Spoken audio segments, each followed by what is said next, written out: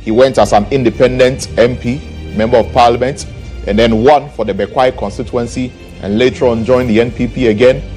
Then along the line, we saw Andrew Zasiama, who also went independent because he believed he was not treated fairly by the party, and so decided that he was going to go independent. And we know that his seat was declared vacant by Professor Aaron Michael Kwe, which is one of the precedents that the NDC has alluded to actually confirm that this decision that has been taken by the Speaker is apt, because it's setting precedents. But he decided to go independent. Then in this particular parliament, we have three different MPs also deciding to go independent, and one independent coming back to the NPP. So this phenomenon of I've gone for primaries, I'm not happy about the primaries, I'm going independent. I've gone for primaries, I'm not happy about the primaries, I'm not going to contest on the ticket of the party. I believe that I can win on my own because the people in the constituency love me, and so I'm going independent. We are seeing that happen. But why? What are the political parties not doing right, or doing right? Or is it just these individuals? So that is also one of the issues that we are going to talk about on the Breakfast Review segment on the show today. So make sure that you stay tuned for those discussions, and you don't want to miss it for anything in the world. And the Galamsey fight continues. We understand that the President of the Republic is calling on former President Mahama to state his stance on Galamsey. Former President Mahama also says that if President Akufo-Addo has not heard him speak about Galamsey, then it means he has been sleeping. Interesting stuff. We'll talk about that too here on the show today. So it's going to be a very interesting show if you look at the topics that we have to discuss, and it's going to be crucial. Let's look at our quote of the day this morning, as we love to begin our day with. And it's a quote by Albert Einstein, the famous scientist Albert Einstein. And he says, if you want to live a happy life, tie it to a goal. Don't tie it to people or other things. If you want to live a happy life, if you want to be happy, tie your life to a goal that you have to achieve, and don't tie it to people or other things. Essentially, if you want to be happy in life, don't say, oh, until I get this car, I'll not be happy. Until I get this house, I'll not be happy. Until I marry this person, I'll not be happy. Until this person who broke up with me comes back to me, I'll not be happy. You are tying your happiness to all of these things, and you may never be happy in life. But set a goal for yourself that you want to achieve. Start taking the steps towards achieving that goal, and you're on your way to living a happy life. Don't tie it to things. Don't put the key to your happiness in someone else's pocket. And that's the import of our quote of the day this morning. Improving our vocabulary is also one of the things that we love to do. That's why we bring you the word of the day. So on this nice Monday morning, this is our word of the day.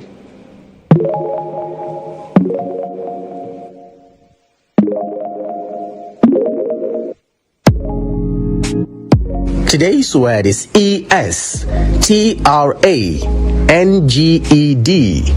Estranged. It's an adjective. If you are estranged from your family or friends, you have quarreled with them and are not communicating with them. Here is an example. The 16-year-old boy became estranged from his family after he caused an accident. Estranged.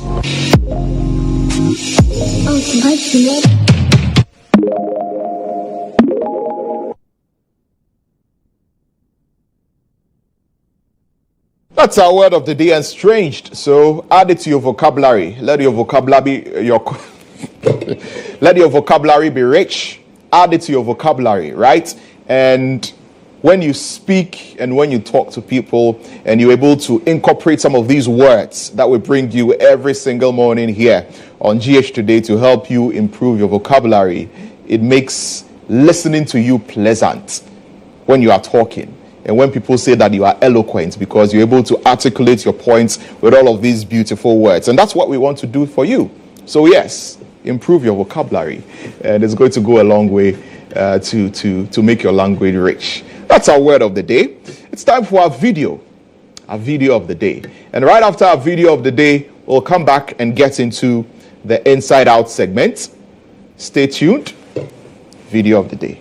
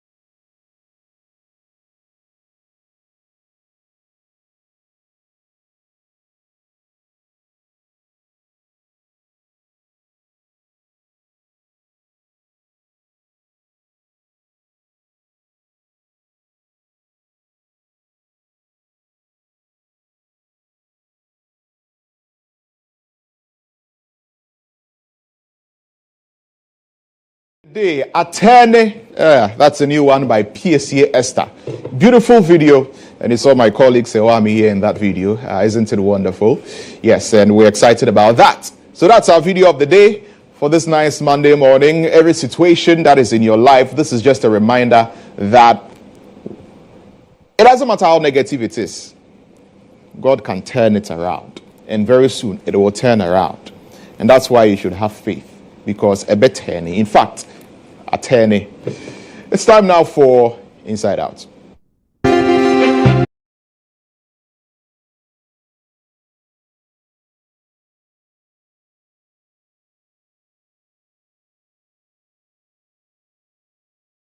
Inside Out today, obviously, one of the biggest talking points in this country now is what is going to happen in Parliament tomorrow. Everybody is wondering what is going to happen in Parliament tomorrow. And the reason why everybody is wondering what is going to happen in Parliament tomorrow is because the Speaker of Parliament took a decision last week to suspend the seats of 4 members of Parliament. All these 4 members of Parliament have done what people are describing as changing their political allegiance in Parliament. 1 NDC MP and 3 NPP MPs. 1 independent candidate who is the 2nd Deputy Speaker of Parliament, who is on the ticket of no political party, has decided to join a political party, which is the NPP. And 2 members of Parliament on the NPP ticket have decided they want to be independent candidates. And 1 NDC MP has decided he wants to be an independent candidate. And according to the interpretation of the Constitution, Article 97, G and H, this individual seat should be declared vacant, and that is what the Speaker ruled on. But the NPP caucus in Parliament do not agree. They do not agree, and because of that, they went to court. And a host of events have unfolded. But it all began when former minority leader and member of Parliament for the Tamale South constituency, the Honorable Haruna Idrisu, stood on a campaign platform and indicated the NDC's decision to move a motion to get the Speaker to declare these seats vacant. Look at the trajectory. When former minority leader and MP for Tamale South, Haruna Idrisu, declared the NDC's caucus to initiate a process to invoke Article 97 for Parliament to declare the seats of 4 MPs as vacant following their decision to contest the 2024 parliamentary elections as independent candidates at a rally in Tamale. On Tuesday, the Parliament of Ghana will reconvene. And when it reconvenes, I am very certain that Parliament and Ghana will go through a major constitutional test. And that constitutional test is that the NDC minority must become the majority from Wednesday next week. But this was met with stiff opposition by the majority in Parliament, prompting the leader of government business and MP for Ifutu, Alexander Afenyo-Markin, to seek legal interpretation at the Supreme Court. Some of these controversies are better settled by the courts. So, in my capacity as the majority leader, I have filed a writ at the Supreme Court. Parliament has been duly served. Then, Parliament resumed sitting after a long break on Tuesday, October 15, 2025, ahead of the much-anticipated decision to be made by the Speaker. This ensued as MPs on both sides engage in a debate. Would you remain quiet for me to argue? I listen to him in silence. Would you remain quiet? That is democracy. You would have to be quiet and listen to me, and you will listen to me. This is a legal argument. This is a legal argument. You have to listen. After carefully listening to arguments on both sides, Albert Bagwen then adjourned sitting for a deeper reflection over the matter before making a final ruling. Then the day finally arrived and a ruling was delivered. By the notification of the polls, the following members of Parliament have, by their actions, vacated their seats in Parliament. The members are Honorable Peter Yao Kwache Aka, 2, Honorable Andrew Amwako Asiama, 3, Honorable Kojo Asante, and finally, Honorable Cynthia Mamile Morrison. These MPs cannot be allowed by law and my good self to continue to pretend to be representing people that they don't believe in and they don't have any loyalty for in this house any longer. Certainly, the Speaker's ruling did not sit well with the majority, who described the move as evil and staged a walkout. Mr. Speaker, may I finish with respect? All what you said are wrong, so I cannot continue to allow you to keep on misleading the House. Mr.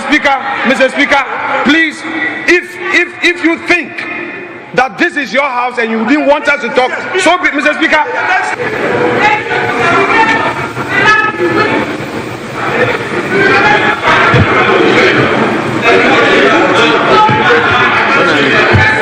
Well, the NDC caucus, unfazed about the situation, thinks otherwise. Let me start by expressing our profound gratitude for your erudite ruling on this very important matter of national interest. The Speaker, you have indeed done what is right for the people of Ghana by sticking to the tenet of Ghana's constitution, our standing order, and time-tested precedent being a case law for this House. Barely 24 hours after Speaker Baben's ruling, the Supreme Court issued a stay of execution which declared the 4 seats vacant. We said until the matter is determined, we are not going to go to Parliament, and that will abide by the ruling of the court. Today, the court has determined the matter and has ordered the parties to file the necessary processes for the final determination of the matter.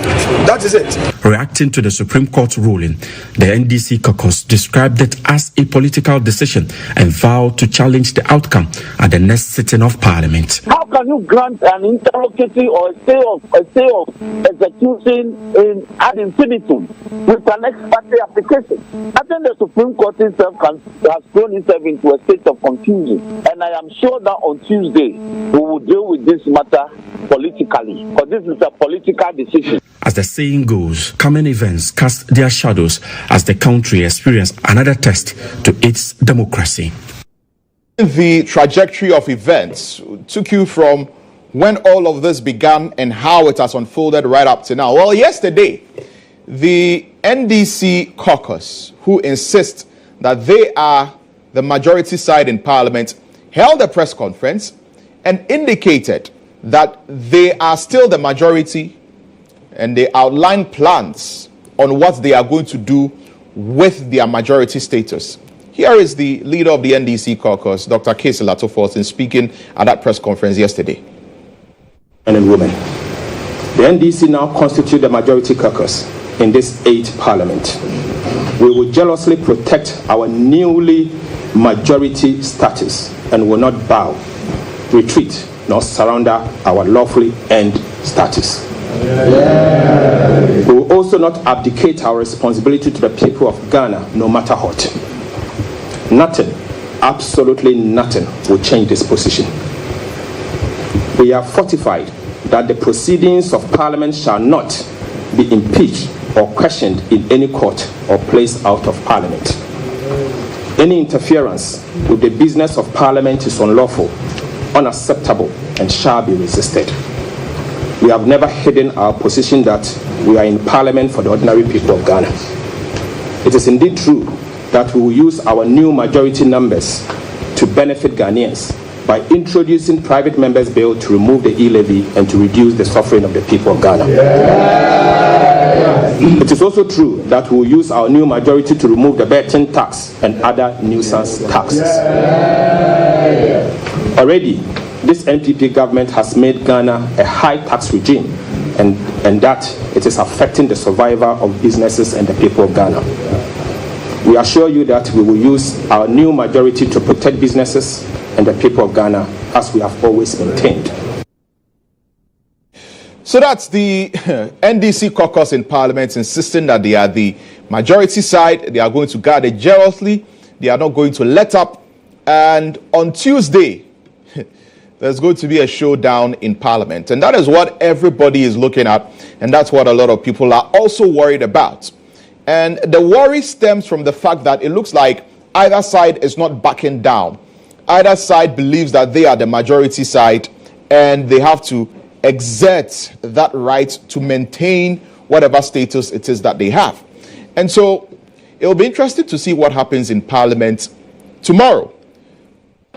And the reason why everybody is watching Parliament is that the Supreme Court made, is it a ruling? I think it's a ruling, right? Directing the Speaker of Parliament to suspend his decision. The decision that the Speaker of Parliament made to declare the seats vacant, the 4 seats in Parliament vacant. The Supreme Court is saying that that decision that the Speaker of Parliament has made should be suspended until they make a final determination on the constitutionality of the action that has been taken by the Speaker. Because Afenyomakin going to court was seeking to interpret Article 97 of the Constitution, looking at G and H. And G says that if a member of Parliament, and we are talking here about, the circumstances under which a seat may be declared vacant in Parliament, right?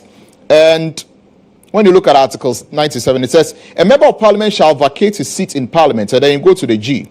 And it says that if he leaves the party of which he was a member at the time of his election to Parliament to join another party or seeks to remain in Parliament as an independent member, or if he was elected a member of Parliament as an independent candidate and joins a political party. So this has been the bone of contention, and Afenyomakin wants there to be an interpretation of this. And the Supreme Court of Ghana has the jurisdiction to interpret the Constitution, to tell us what the law means. It is their sole prerogative. And so that is the right thing that needs to be done. The Supreme Court is clothed with the powers to do that.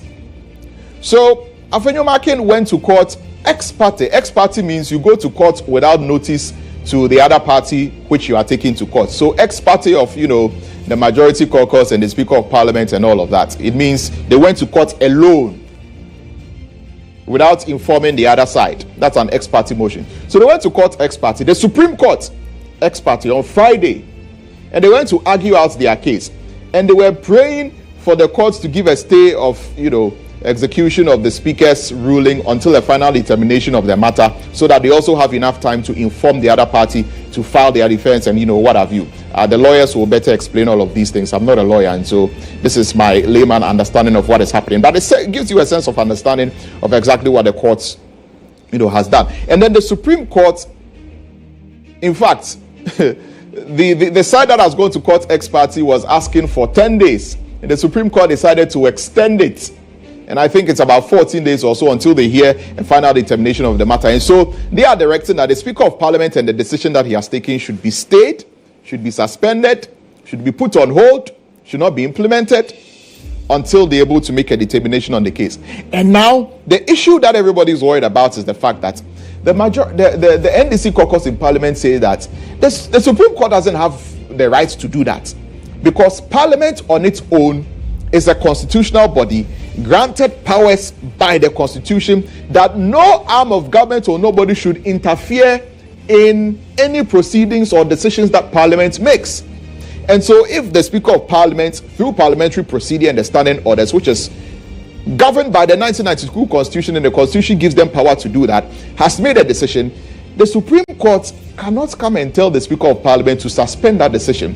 What the Supreme Court can do is to make a ruling, a determination that Article 97 Clause G means this, Clause H means this, and based on that, what the Speaker of Parliament did to declare the seats vacant is unconstitutional and inconsistent with the 1992 Constitution. Therefore, it is null and void.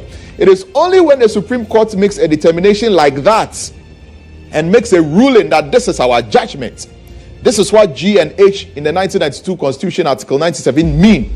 And so whatever decision Speaker took is null and void. Then the Speaker will have no option than to abide by the Supreme Court's decision, and then these 4 members of Parliament can come back. This is what they are saying. But if the Supreme Court has not done that, they've not heard the substantive case, and they've not made a decision on the interpretation of these clauses, and then they tell the Speaker of Parliament to stay his ruling, they cannot do that. The Supreme Court doesn't have the jurisdiction to do that. This is the argument that is being made. And analysts are also saying that the Supreme Court is the Supreme Court, and they are the last resort for everybody here in this country. When they speak, nobody speaks. So if the Supreme Court directs that something should be done, it should be done. Nobody should challenge the Supreme Court because they have jurisdiction in all matters.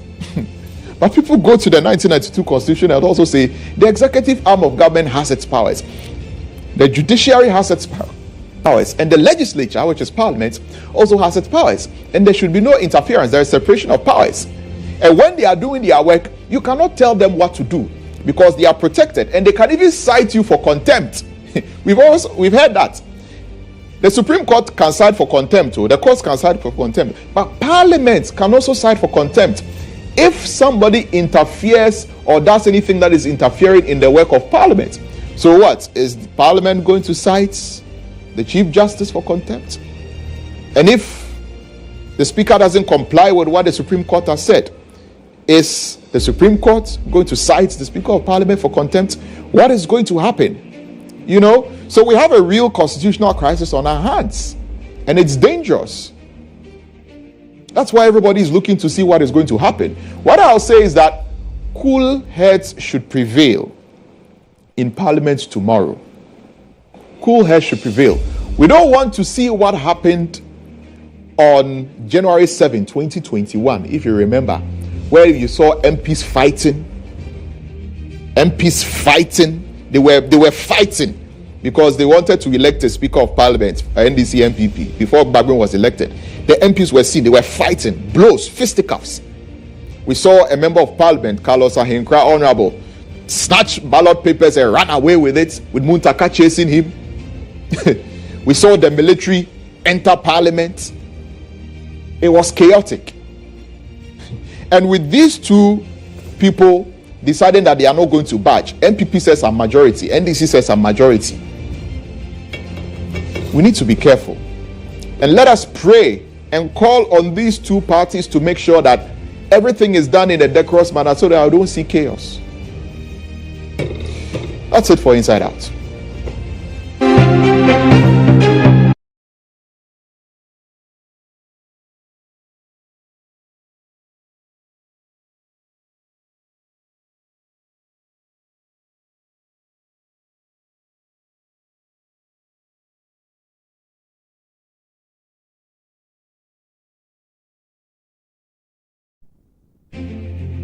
From the Daily Guide, we don't invent majority. Baumia jabs the NDC. Foreign Ministry rubbishes 38.2 million visa claim. Supreme Court vacates Speaker, reinstates 4 MPs, and GHOne not destool. That's according to the Traditional Council. And police refutes Bakavoma's assault allegation. So that's the Daily Guide. Let's move on. From the Daily Guide, the Chronicle says Baumia fires NDC. Secure your majority from voters and not in Parliament. Why the Supreme Court overturned Bagbin's orders, that's also there. And also NSS is now an authority. So that's it for the Chronicle. Ghanaian Observer, it says Supreme Court overturns Bagbin's unconstitutional orders, directs Parliament to recognize 4 MPs. EKK Charity Foundation boss donates to kids. Government selects Quam LMI. NPP will win a decisive majority in Parliament. That's according to Dr. Bamia. And plot to destool GHOne backfires. So that's it for the Ghanaian Observer newspaper. On the Daily Graphic today, government grooming graduates for modern times. That's according to Dr. Matthew Opoku Prempe. Tertiary business sense challenge final tomorrow. Supreme Court ruling is not binding. NDC caucus in Parliament has been speaking on that. NEIP to equip 100,000 youth with vocational skills, and GCB Bank empowers micro small enterprises. And finally, the publisher newspaper NLA unveils refurbished ultra-modern Brennan Hall. Supreme Court overturns Babrin's ruling and to falsely insist he won't obey court orders. That's Kwamwa Ejapong II refused distillment claims, and Akufo-Addo launches National Service Authority initiative saves Ghana. And the Daily Dispatch finally says Supreme Court orders Parliament to put on hold Speaker's ruling. All the 7 seats that have been declared vacant in Ghana's 8th Parliament. And can NPP maintain its grip on Ayawaso West Wagon seat? And finally, the Custodian newspaper. Sagalebe Housing Project gets investor. Bawumia mocks dreamy NDC over manufactured majority in Parliament. Supreme Court falls Speaker's coup against 4 MPs. Digital overhaul. NSA uses technology to eliminate fraud, and Akufo-Addo opens biggest urology nephrology center. So that should do it for the newspaper headlines, and that should do it for this segment. When we return, the breakfast review segment is going to be on, and we'll talk to our honorable members of parliament who will be joining us in the studio today. But before I go, once again reminding you that my suit this morning is provided by the authentic man. So if you like what you see and you like what I'm wearing, just know that it was provided by the authentic man, and you can call the authentic man to provide you with a nice suit like what I'm wearing today. Let me give you the number. It's 0243 029494 0243 029494. Call the authentic man and get that nice dapper suit and look splendid to work, to a wedding, to an interview, wherever you want to go. Get a nice suit from Authentic. We'll return and bring you the breakfast review.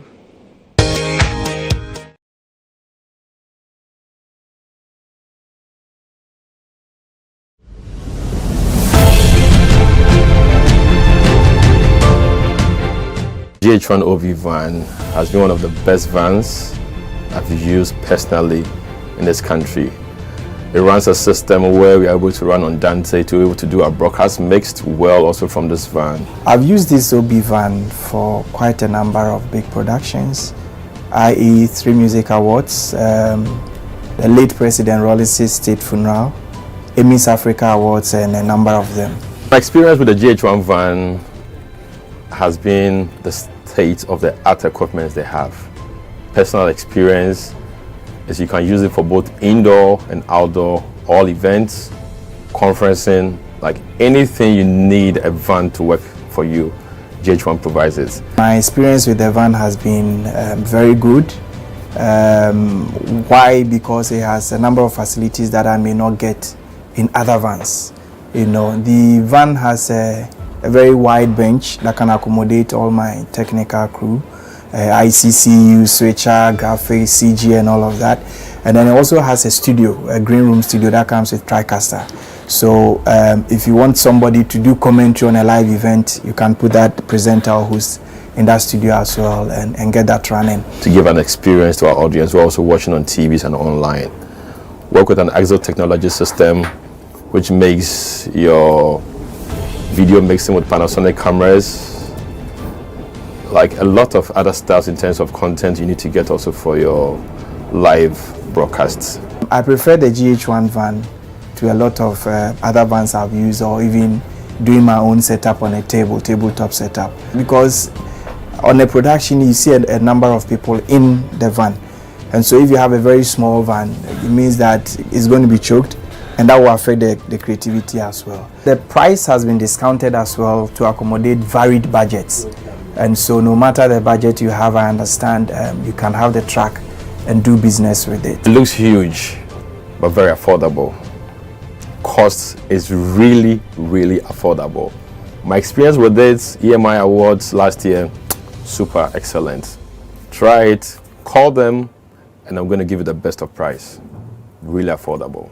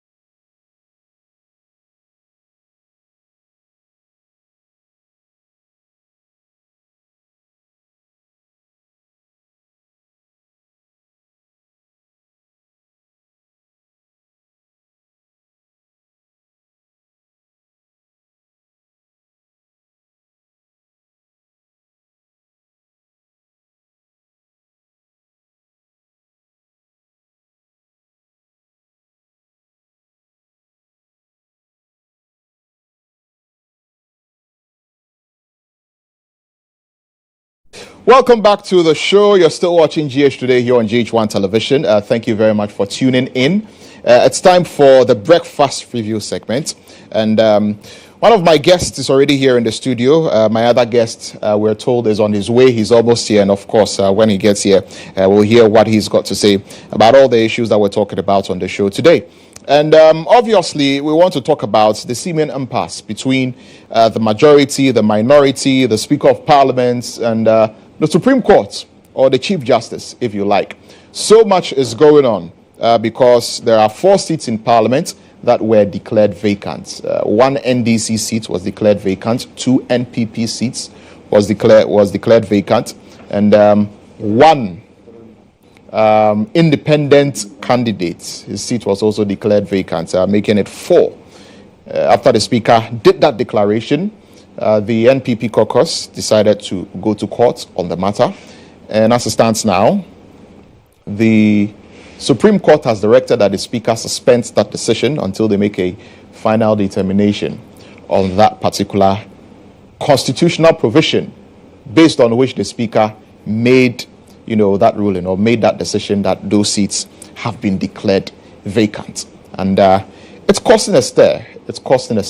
And it's setting the stage for a major showdown in Parliament tomorrow. So that's one of the issues that we want to get into. And of course, why do losing MPs even contemplate going independent? And how can political parties address that phenomenon? That's also one of the issues that we'll get into here on the show today. Much later on, we'll talk about President Akufo-Addo daring John Mahama to state his position on Galamsey. Well, former President John Mahama says that Akufo-Addo should stop sleeping because he's been saying a lot. And we'll talk about all of these issues here on the show. The Honourable Member of Parliament for the Boko Central constituency is here in the studio, the Honourable Mahama Ayariga. Honourable, good morning. Good morning. Welcome. Thank you. Good to see you. Good to see you too. Yes, and how has it been these past few days, with all that has been happening since Thursday's parliamentary sitting right up till today? Well, for us who have lived through these times, I would say, so far as I'm concerned, it's just another moment in the life of our Constitution and our effort to understand what the framers were designing, and just living through another contestation as to what the Constitution really means, as to what is the right thing to do in the life of our Parliament. And it's been vigorous, impassioned, but necessary because people should understand that a Constitution, though just a parchment of paper, is writings on paper, black letters on paper, the force that it has on our lives, and what it enables us to do makes it so important that we fight very hard to assert our understanding of it in such a way that it maintains our loyalty and commitment to that Constitution. So people might think, oh, there's going to be chaos, there's going to be that. All of that is necessary, to teach all of us exactly what it is that we're supposed to be doing. The legislature, the executive, the judiciary. If those kind of things don't happen, very often we don't learn.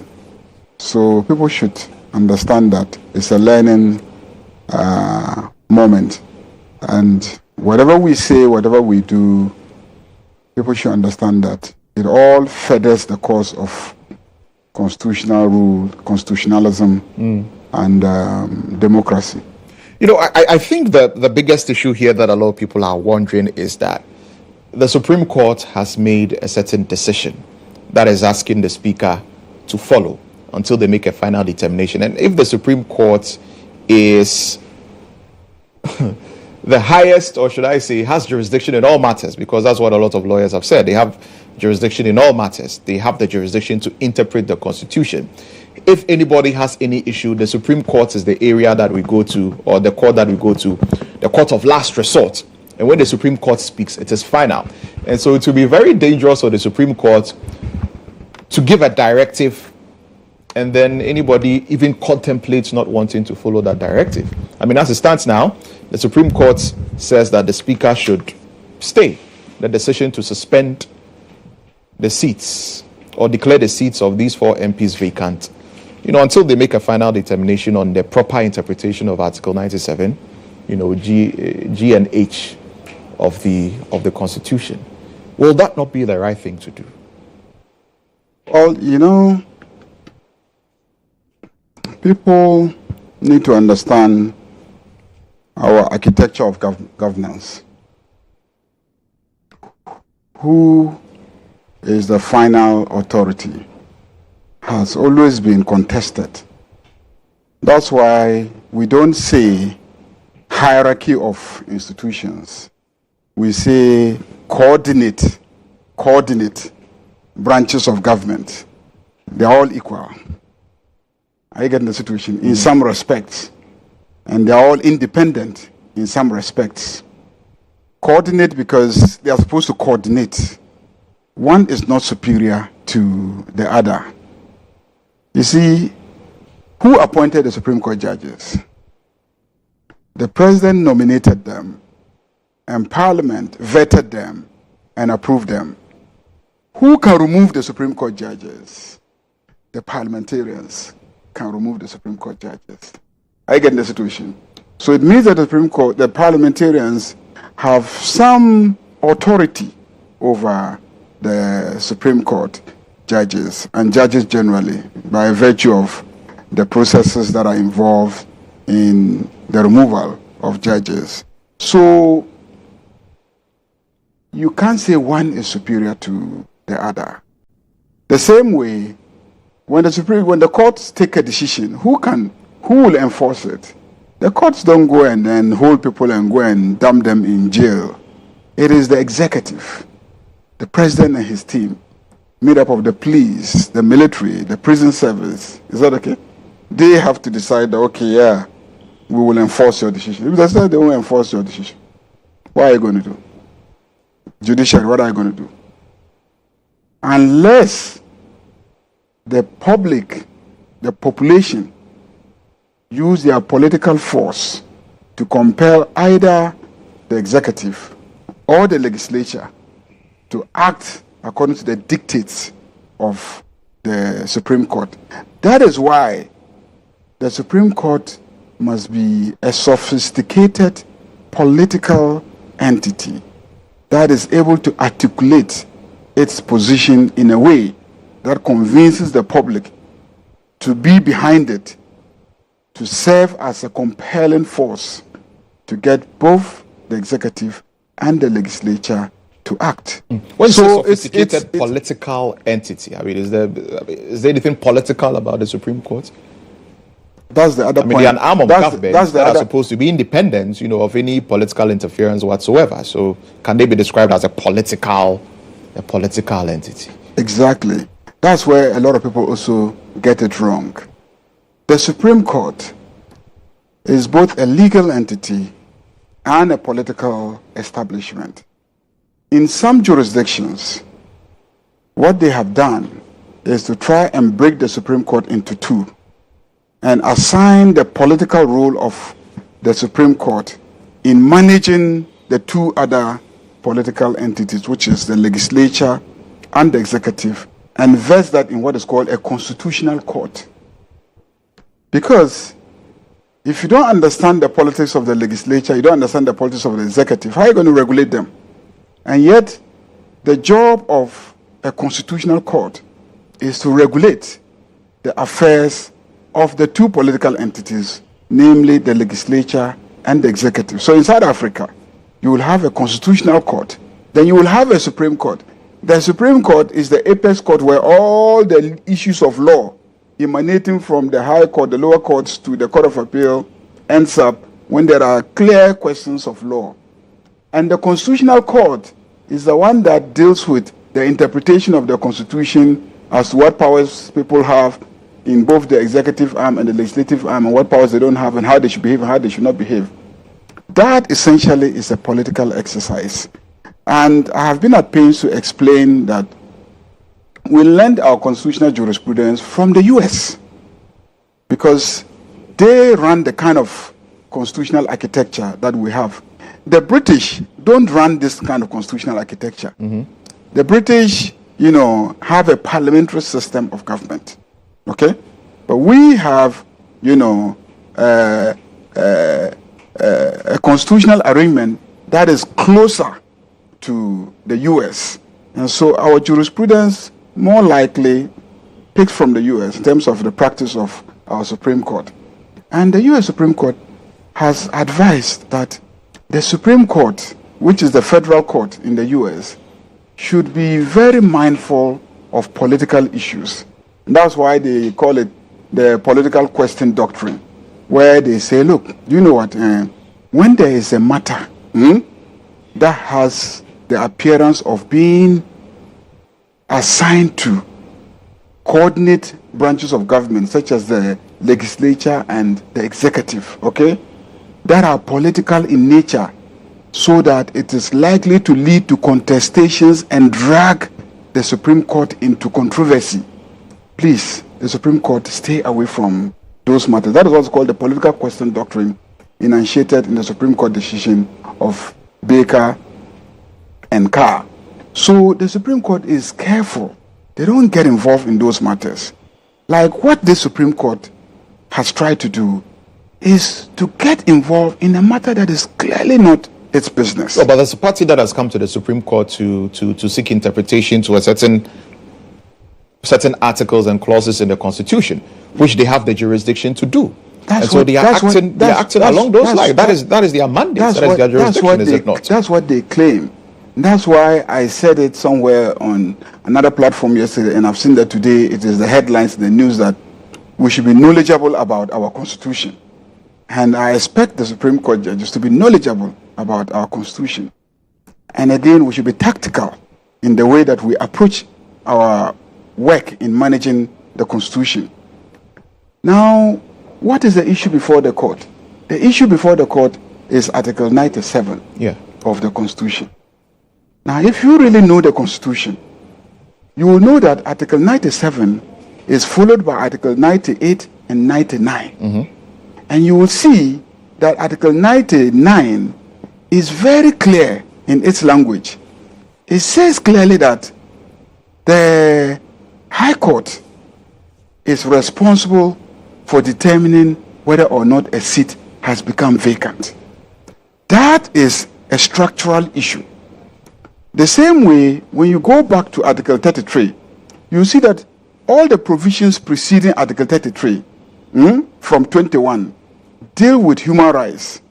And so, right to this, right to that, right to this, right to that, all the democratic rights that we are talking about, those mentioned, those not even mentioned, such as what the Supreme Court is worried about now, the right to representation, the right to be represented, these are all human rights.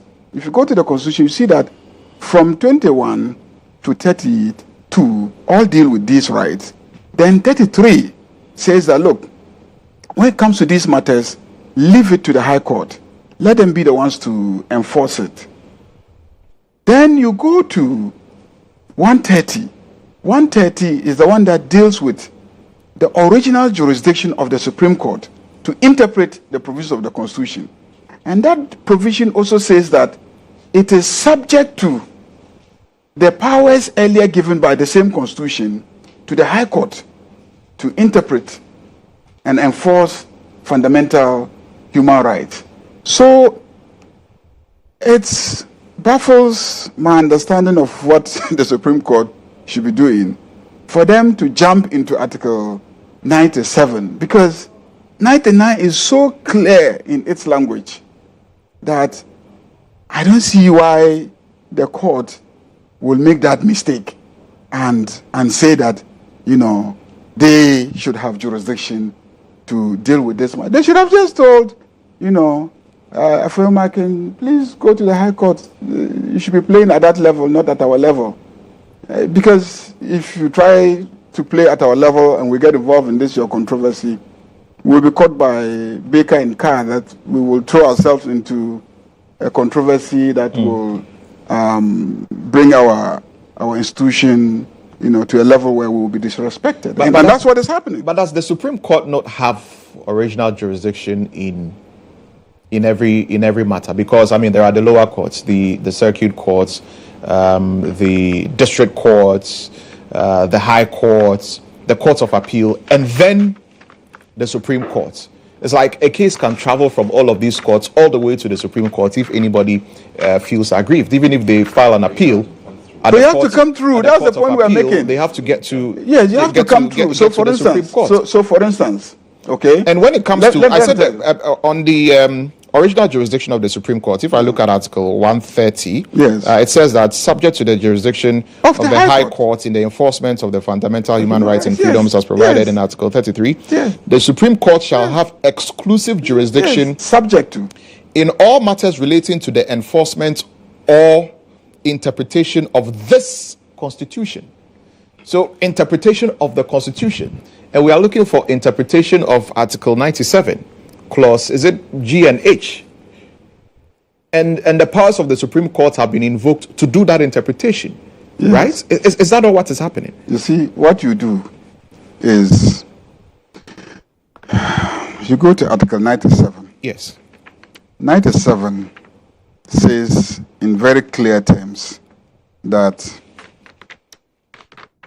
and I like to read it because it's in English. I always tell people the Constitution is in English. Don't let the lawyers mislead you into thinking that there's something about the Constitution that is sophistry. It's not sophistry, it's just English language. 97:1 says that a member of Parliament shall vacate his seat in Parliament if any of the events from A to H occur. A member of Parliament shall vacate his seat. Yeah. So it is you, the member of Parliament, who should on your own vacate your seat. That's an instruction to you, the member of Parliament. It's an instruction, a constitutional instruction to you that when any of the events from A to H occur, you should vacate your seat. You shall vacate your seat. It's an instruction to you that you shall vacate your seat. It doesn't say that when any of the events in A to H occur, a court shall declare the seat vacated. It is you who should, what do they call it? Vacate your seat. H says that if he was elected a member of Parliament as an independent candidate and joins a political party. Yeah. If he was elected as an independent member of Parliament and he goes to join a political party, he should vacate his seat. It's an instruction to you, the member of Parliament. You don't need to go to a high court to say, oh, please give me instructions to go and tell this person that he should vacate his seat, or give me an order to go and inform this person that he should vacate his seat. Then 99, which comes after 97. But what about the clause H? What about the clause? What about the clause G? The clause G says that if he leaves the party, yes, of which he was a member, yeah, at the time of his election to Parliament, to join another party or seeks to remain in Parliament as an independent candidate. Yeah.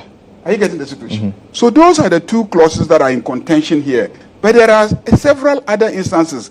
For instance, upon dissolution of Parliament, if he is elected as Speaker of Parliament, if he is absent for a certain number of days without explanation, if he is expelled from Parliament for misconduct, so many things are provided for from A to H, that if these events occur, you should vacate your seat. You shall vacate your seat. So the argument that people have, and why didn't we go to a high court to now get a high court order for them to vacate? It doesn't say that we should go for a high court order. It says you shall vacate your seat. It's an instruction to you. And the Speaker is responsible for enforcing all the provisions relating to Parliament in the chamber. Those are his responsibilities. And that is why Article 110 says that subject to the provisions of this Constitution, Parliament may, by standing orders, regulate its own procedure. So we then make standing orders to regulate our procedure. So we've made a standing order, and in the standing order, we have said in Order 18 of the standing order, we have said in Order 18 that the Speaker shall be responsible for announcing that a seat is vacant. So this is what Order 18 says. The Speaker shall inform the House of the occurrence of a vacancy of the seat of a member under Clause 1B to E, G, and H of Article 97 of the Constitution. So 97 says you should vacate your seat if any of these events should occur in relation to you as a member of Parliament. Then 110 says we should make provisions in our standing orders for how Parliament should function. And in doing so, we have made a provision in Order 18 which says that when that occurrence in A to D to E, G, and H, if any of them occurs, the Speaker shall inform the House that this has occurred and therefore a seat is vacant. Well, this is so simple and straightforward. So simple and straightforward. Then there is an opportunity for a member of Parliament who maybe challenges an instance where he says, no, I have not vacated my seat. And that is provided for in 99. That if you have a problem, if there's a declaration or a statement, a communication that your seat has been vacated, and you have a problem, go to the High Court. And this is how it puts it. The High Court shall have jurisdiction. The High Court shall have jurisdiction to hear and determine any question, when there's a question, any question, whether a person has been validly elected as a member of Parliament or the seat of a member has become vacant. So here we're not dealing with the election of a member of Parliament. We're dealing with the vacancy of a seat of Parliament. So leave the first part of, 99(1)A, and let's just concentrate on 91, the second part of 99(1)A, which says that the High Court shall have jurisdiction to hear and determine any question whether the seat of a member has become vacant. So you see, this is the structure. This is the very simplistic. Don't be worried about legalese, the jargons of lawyers and etc. Take your constitution. It's written in English. If you have a problem, get an English teacher in your school to read it to you. And you will understand that this is a very simple, non-complicated exercise. The practice is that when you now go to the High Court, and the High Court is faced with some confusion as to what the thing actually means. Okay? When you go to the High Court, and the High Court is faced with confusion as to what the thing actually means, because he comes and says, no. You see, the understanding given to 97 by the Speaker is wrong. Okay? This is my understanding of 97. And the other lawyer says, no, your understanding is wrong. You are not understanding it properly. At that stage, the High Court will say, okay, you know what? I also have my understanding, but we have our seniors. They are given the authority as the final ones to tell us what the real understanding is. So let's take proceedings here. Let's refer it to the Supreme Court and let them tell us what the understanding is. That's when your provision in Article 130,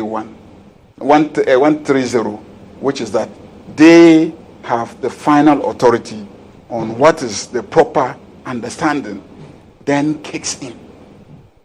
Do you get the situation? You don't get. So are you saying that Fijomakin should have gone to the High Court instead?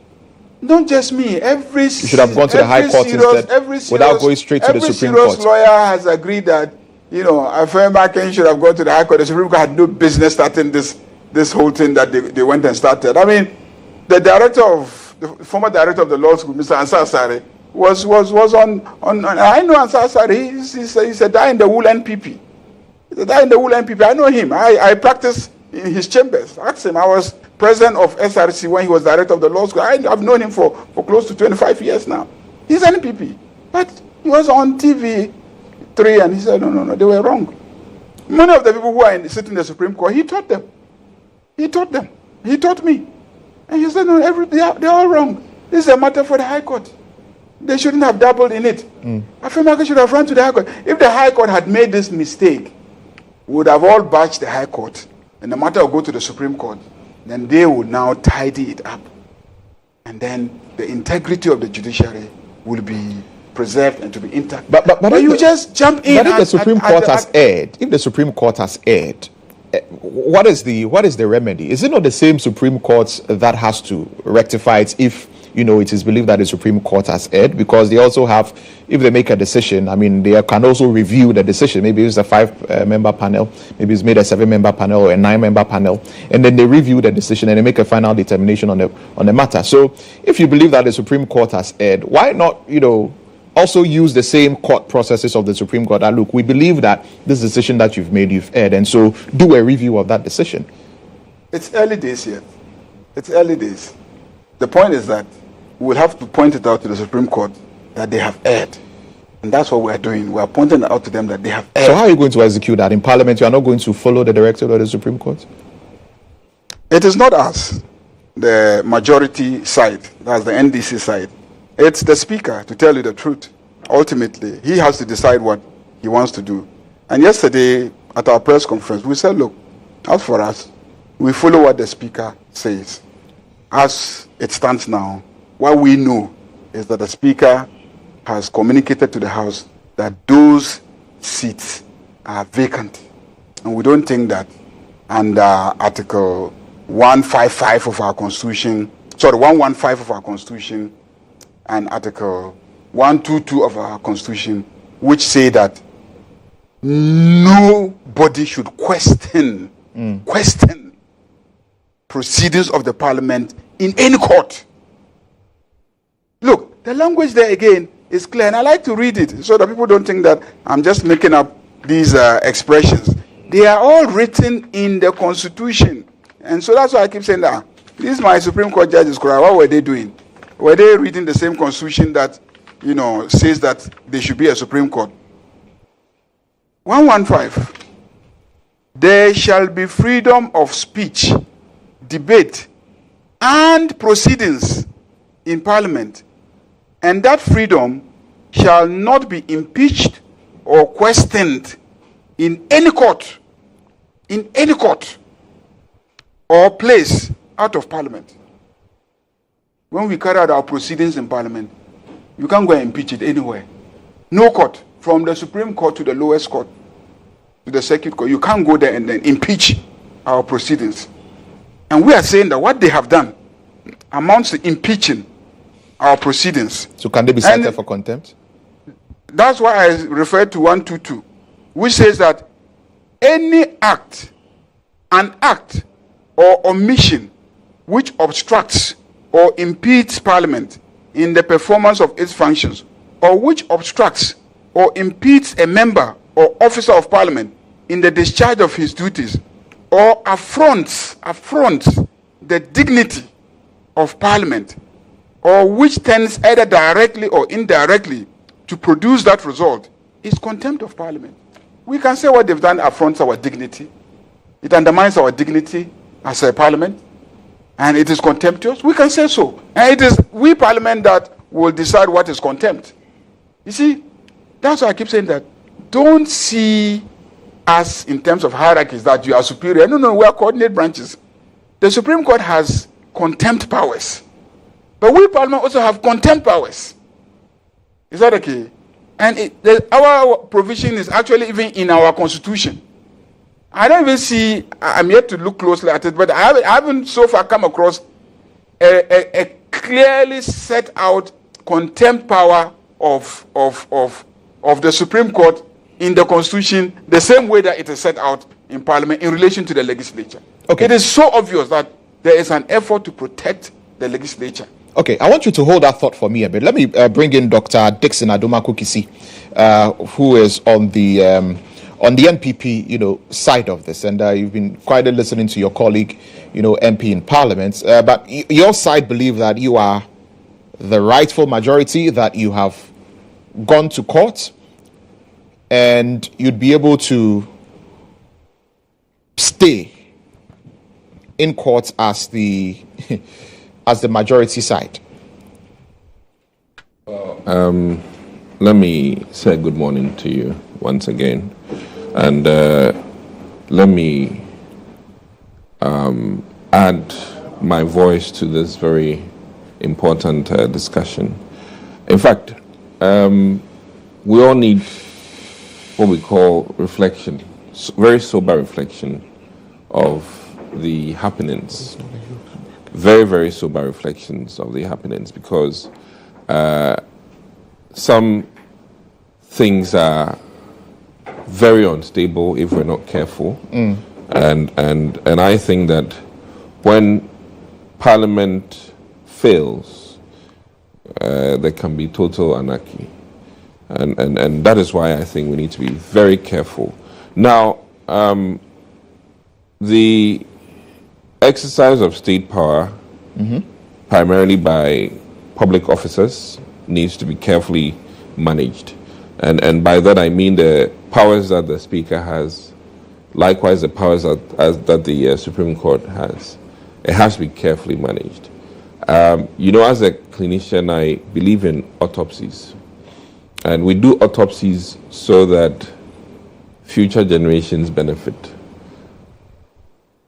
I want to start off with one critical thing, that any member of Parliament has rights and is there to represent the people. And by virtue of that, anything that belittles the rights of that individual has to be looked at carefully. And the rights of a member of Parliament is not just his rights, but the people that parliamentarian represents. Looking back at some of the happenings, I think that, in my mind, precedence is a strong thing in law. Where there's precedence, you need to be very careful if you are overturning or undoing what has been done before. And that is why all decisions, sometimes when there's no law, precedence is what is used for decision making. But looking at the rights of,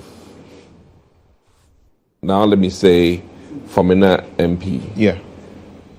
I think that the initial decision was in error.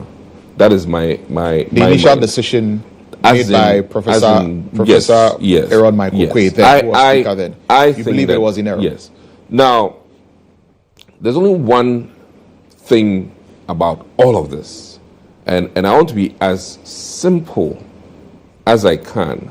I believe that we can look at all of this whole thing as two buses.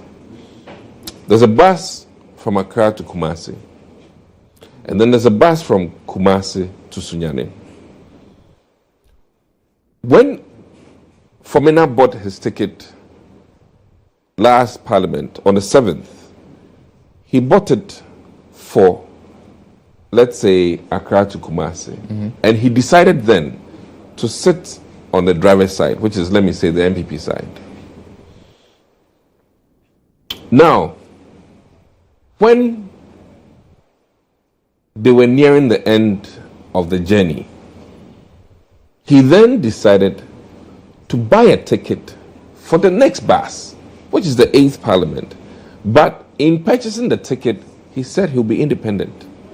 So when a decision that will be effected in the future, which is not affecting or impacting the current bus that he's on, is meted out to him, or let me say, a decision that will manifest in the 8th Parliament, he is judged, and as it is, not just he's accused and judged, and as it is, prosecuted, or shall I say, executed or vacated in the 7th Parliament. That was erroneous, very, very bad, and I think that in similar fashion, today we're on the 8th Parliament bus, and members are either on the driver's side, which is the MPP in government, or the NDC side, which is the mate analogy. Now, once you purchase your ticket, you are logged in. You are logged in. If you are purchasing a ticket for the 9th Parliament or the 9th bus, and you are deciding that on the 9th bus, you will not sit on the driver's side, you either remain in the middle or you cross over to the NDC. Why must you be, as it is, criminalized or vacated on the 8th? It makes no sense to me. I mean, this is a natural understanding. Now, I believe that if you're on the 8th bus and you decide that, listen, I'm not going to do business with my party whilst on the 8th bus, and that I want to make decisions as an independent candidate whilst on the 8th bus, then I think it is straightforward. Administratively, you must vacate and then be re-elected to come on the 8th bus, but not for the 9th bus. So these are my thoughts. Yeah, but isn't it in black and white here? Because when you look at the clause, the clause G and H, which is in contention here, which talks about the member of parliament vacating his seat in parliament, right?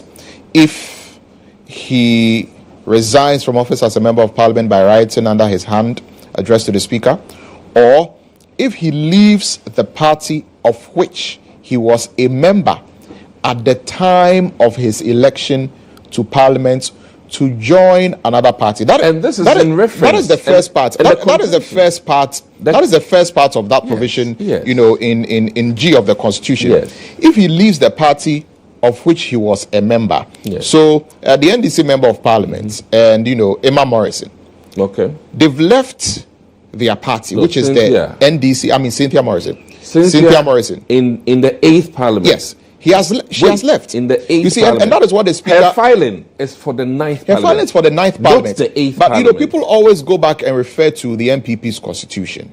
That... No, the MPP's constitution has no bearing but people are saying, on the national constitution. What I'm saying is that the argument is that your party's constitution says that if somebody... declares their intention to contest as an independent candidate, they automatically forfeit their membership of the party.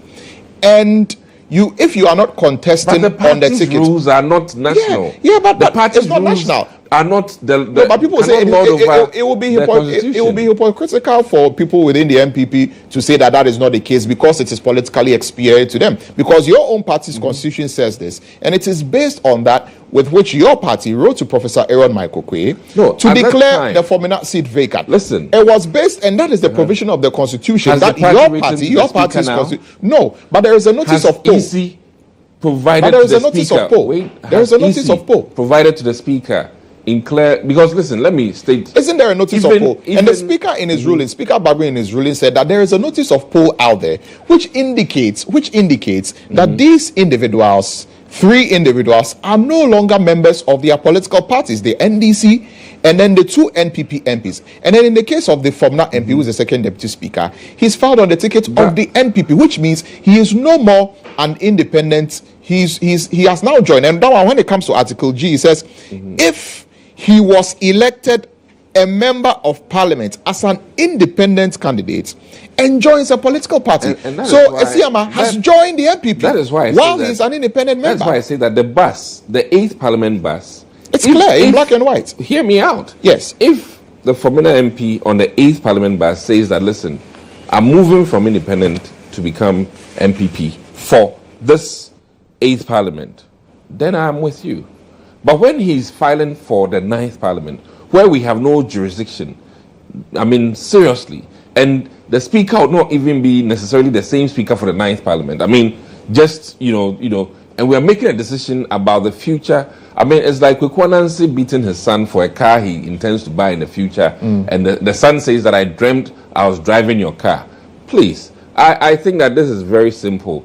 If in the first 3 months of Parliament, for instance, the former member of Parliament said that, listen, I have come into Parliament as an independent candidate, but I really not just want to do business with the MPP, but I want to be an MPP MP. That one vacate him, because it would impact all the business we do in the House for the 8th Parliament. But when you file for the 9th Parliament, how then do you make a judgment on me about the 9th Parliament where there's no guarantee that, one, I may even win that election, two, that I may even decide to do business with one party or the other. So I think that, and then let me say that these decisions must not be taken lightly. I believe that I was hoping that I would hear the Speaker has written to the Electoral Commission requesting for, details about these 4 members. Does the Speaker have to write? No. When there is a notice of poll out there, which evidently shows that these individuals are contesting in the 2024 elections as independent candidates, not on the tickets of the political parties of which they belong to in this current Parliament. So that means they have left the party.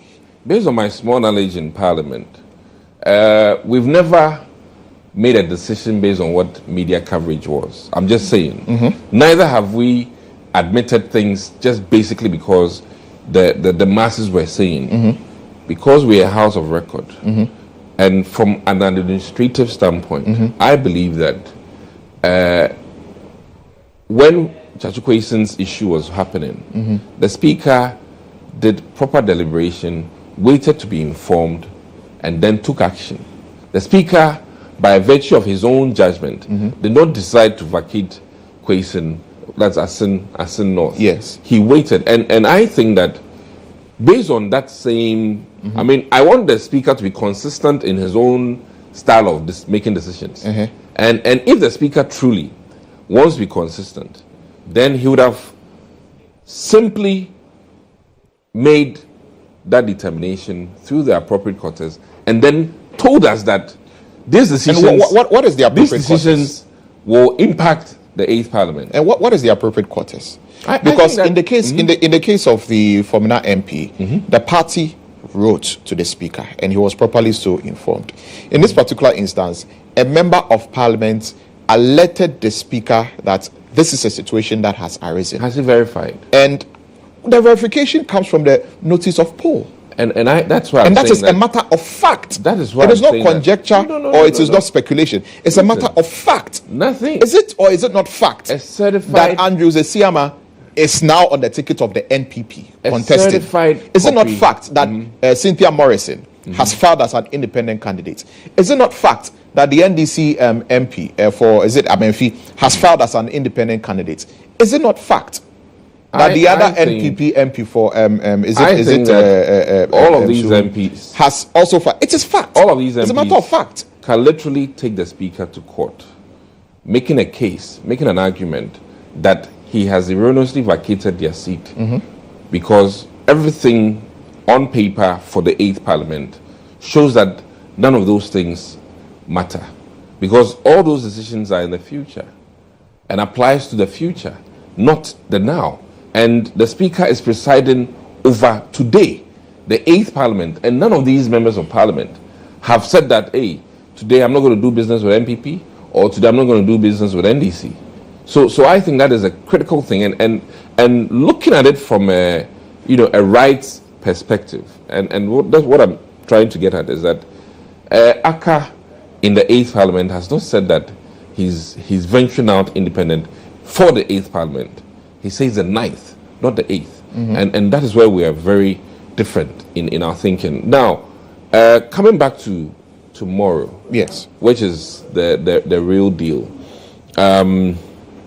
Yesterday, I think I saw one video Honorable Sam George, boldly making a statement that he's now the vice chairman for communication.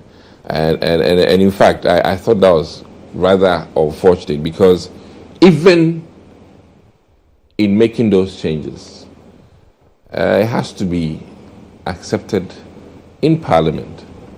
So by virtue of the decision that Honorable Speaker made, it doesn't automatically make Honorable Sam George, or it doesn't automatically change all the rankings and chairman of committees. It doesn't.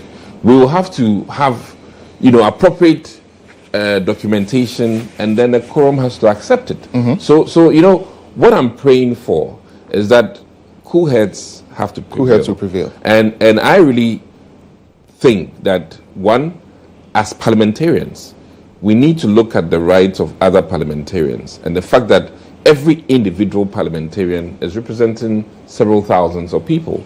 And when you mismanage the rights of Ayariga, it's not just Ayariga you are mismanaging. When you mismanage my rights, and I think that we need to also empower ourselves as parliamentarians and make a decision that will forever not dent our image, but make us, people who are level-headed.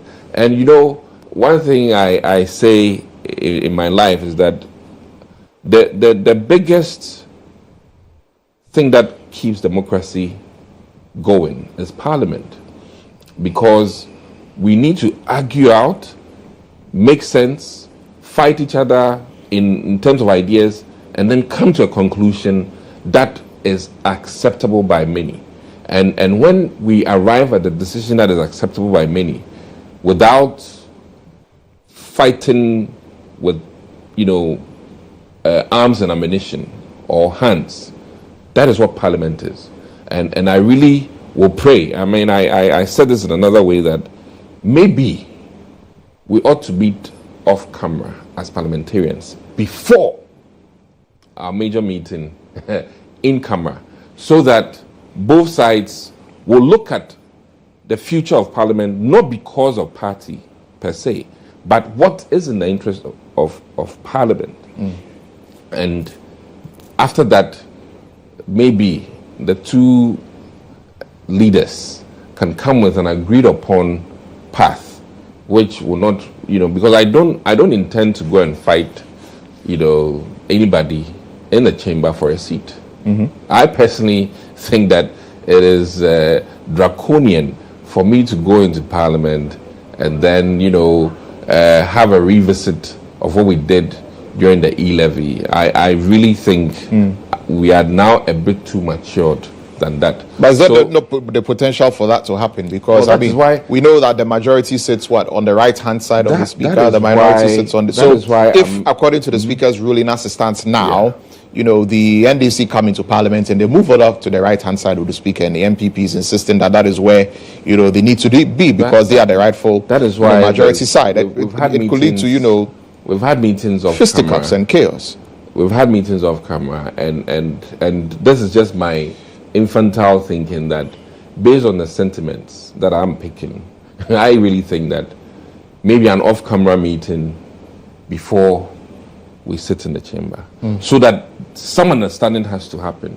Because if not, then it'll be a tussle. You might see Atufosin's glasses being thrown somewhere, and Markins, he's usually in a very nice, suit and, tie. His tie being thrown, and that is not the scene we want to leave for the 8th Parliament. That is not. I don't think Honourable here wants this to be the climax of the 8th Parliament.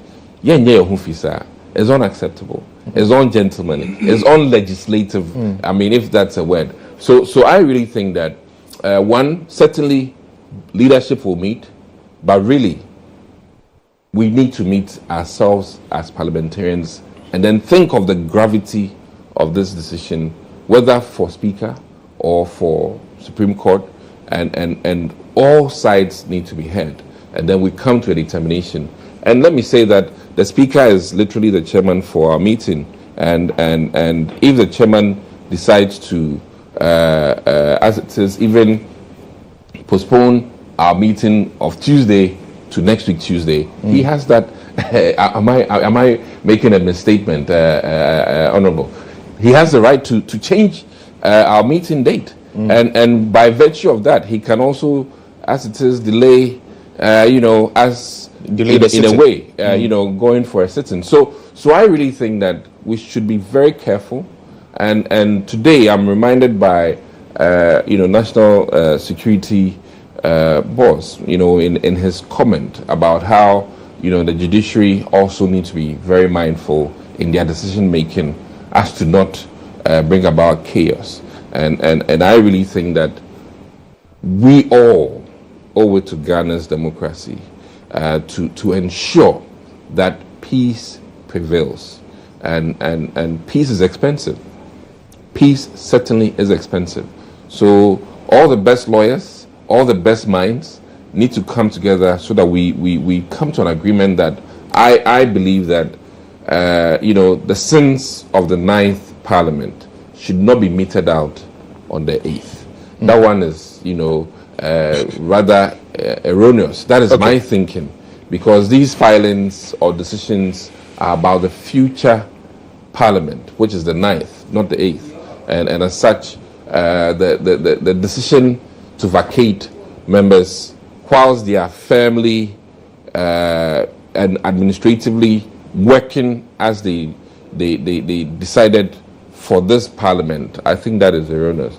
And appropriate communication also need to reach the Speaker, which corroborates maybe the members' decision to vacate or to change party for the 8th Parliament and not the 9th.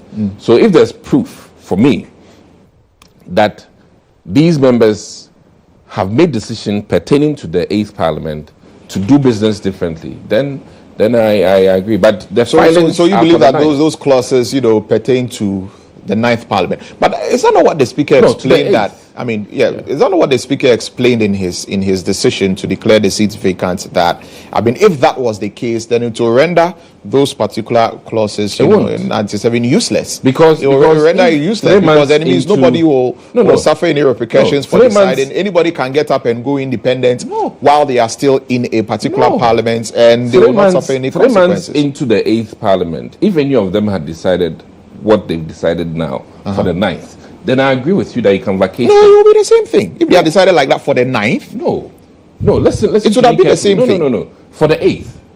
Because so if Suhum, Kojo Asante, yes, Kojo Asante, around the 3rd or 4th month into the 8th Parliament, decided that, listen, I want to be an independent candidate in Parliament for the 8th Parliament. Then we'll tell him that, Master, then go back home, do your work and come back. Just like we did to Kwesi. Because of issues, he was asked literally by Parliament that go and do your homework and then come back in as properly instituted. So if Cynthia had decided during the 8th that, listen, I'm fed up with the MPP or being called an MPP MP, so I want to change my locus now in the 8th as this, fair enough. But these are decisions about the future, and we are making a judgment on people for a future, contract. All right. I really think that for me, is about simultaneousness. And in this case, my good lawyer here has to admit that the decisions about the 9th Parliament are not I don't know the right, are not simultaneous with the 8th Parliament. Because the 9th Parliament has not even been constituted yet. But as it stands now, are these individuals members of the party? Is Honorable Suhum MP a member of the party? Is Cynthia Morrison a member of the party? For the 8th Parliament, those are not tickets. A member of the NPP now. Those are the tickets for the 8th Parliament. And administratively, I think that the question begins that for this meeting or for these meetings that we've been having, when they come into the chamber, what are they coming in as? That is the question. Okay. That really is the question. Let me bring back Honorable Mahama Yarga into. That's the argument that Dr. Adoma Quickly sees, and I've heard some lawyers also make that argument that, look, I mean, these are people who have declared their intentions to contest as independent candidates and one as an NPP for an upcoming parliament. They could win, they could lose. We don't know what is going to happen in the 9th, parliament. But as it stands now, as presently as we speak, they are members of the 8th parliament on the tickets of the various parties that brought them in. And so, I mean, a mere declaration of intent to go on another ticket in another parliament in the future, does not apply now. Well, I mean, I don't know what to say again. Because I have always said that the Constitution and what it says should be the guide. How did Inufla and the Constitution is written in ordinary English. There are very, very few Latin expressions in the Constitution. So again, I send you back to the Constitution. Okay. To Article 97(1) and go to G and H, which are the two issues. The two contentious issues. Not contentious, the two provisions that we are in issue with. One of it says, if he was elected a member of parliament as an independent candidate and joins a political party. If he was elected as an independent candidate. Not intention to join. But joins. And joins a political party. And joins political party. How do you become the candidate of a political party in a future election and sponsored by that political party for the future elections unless you have joined them? An intention. Unless you have joined them. But it is your intention to join. Has the party indicated that he has joined them as a card-bearing member of the party now? The constitution of the party, is that okay, as one of the criteria for contesting on the ticket of the party is that you must be a party member. But don't they have exceptions? If there are exceptions that we believe that this is the best candidate to lead us, even though he's not a member of the party, we can say we want him to be our candidate. In all this controversy, the party hasn't come out to say, we had a party national congress at which there was an amendment to the provisions of our party, and we now allow non-members to be sponsored by the party. Have you heard of an emergency party congress where they have amended the constitution of the MPP party for them to now sponsor non-members of the party to contest on their tickets? Have you heard of it? This is so basic. This is so simple. There's nothing you can do about these provisions. They are clear. But was that the time that you felt that was not the case? The second provision, G. If he leaves the party of which he was a member at the time of his election to parliament to join another party or seeks to remain in parliament as an independent member, if he leaves the party. But they are not seeking to remain. But they are not seeking to. They are not seeking to be in parliament as independent members. They only want to go as independent members in the next election. But as the current parliament, they are not seeking, or they've not made a declaration on the floor of the House or to the Speaker or to anybody that they want to be independent members of parliament for the 8th parliament. That's my point. If he leaves his party, on which ticket he came to parliament? For the 8th. On which ticket he came to parliament? Is that okay? If he leaves the party. Now, the MPP constitution in Article 3 says that if you contest, you are a member of the party, and you go and file to contest against a candidate that the party has officially sponsored, you have forfeited your membership of the party. You have automatically left. The day you went to the Electoral Commission and filed your nomination papers as an independent member to contest as an independent member, from that moment, you forfeit to be a member of the party. So you have left. But you are still on the ticket of the party in the parliament. Is that you have left. You have left. Now the NDC knows MPP constitution better than us. No, because you yourself brought it into the chamber. You MPP wrote. You MPP wrote to Michael Quay when he was speaker. Have we written to And them? then Michael Quay gave a ruling in the chamber and then cited those provisions and grounded his decision on those provisions. So they've become part of our rules. Oh. Are you getting the situation? But we haven't They've become part of our rules. So I'm not saying it. Michael Quay, professor. So it's become a precedent. The speaker that you put in parliament, he gave that ruling.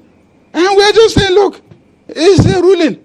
And your constitution, you haven't amended it yet.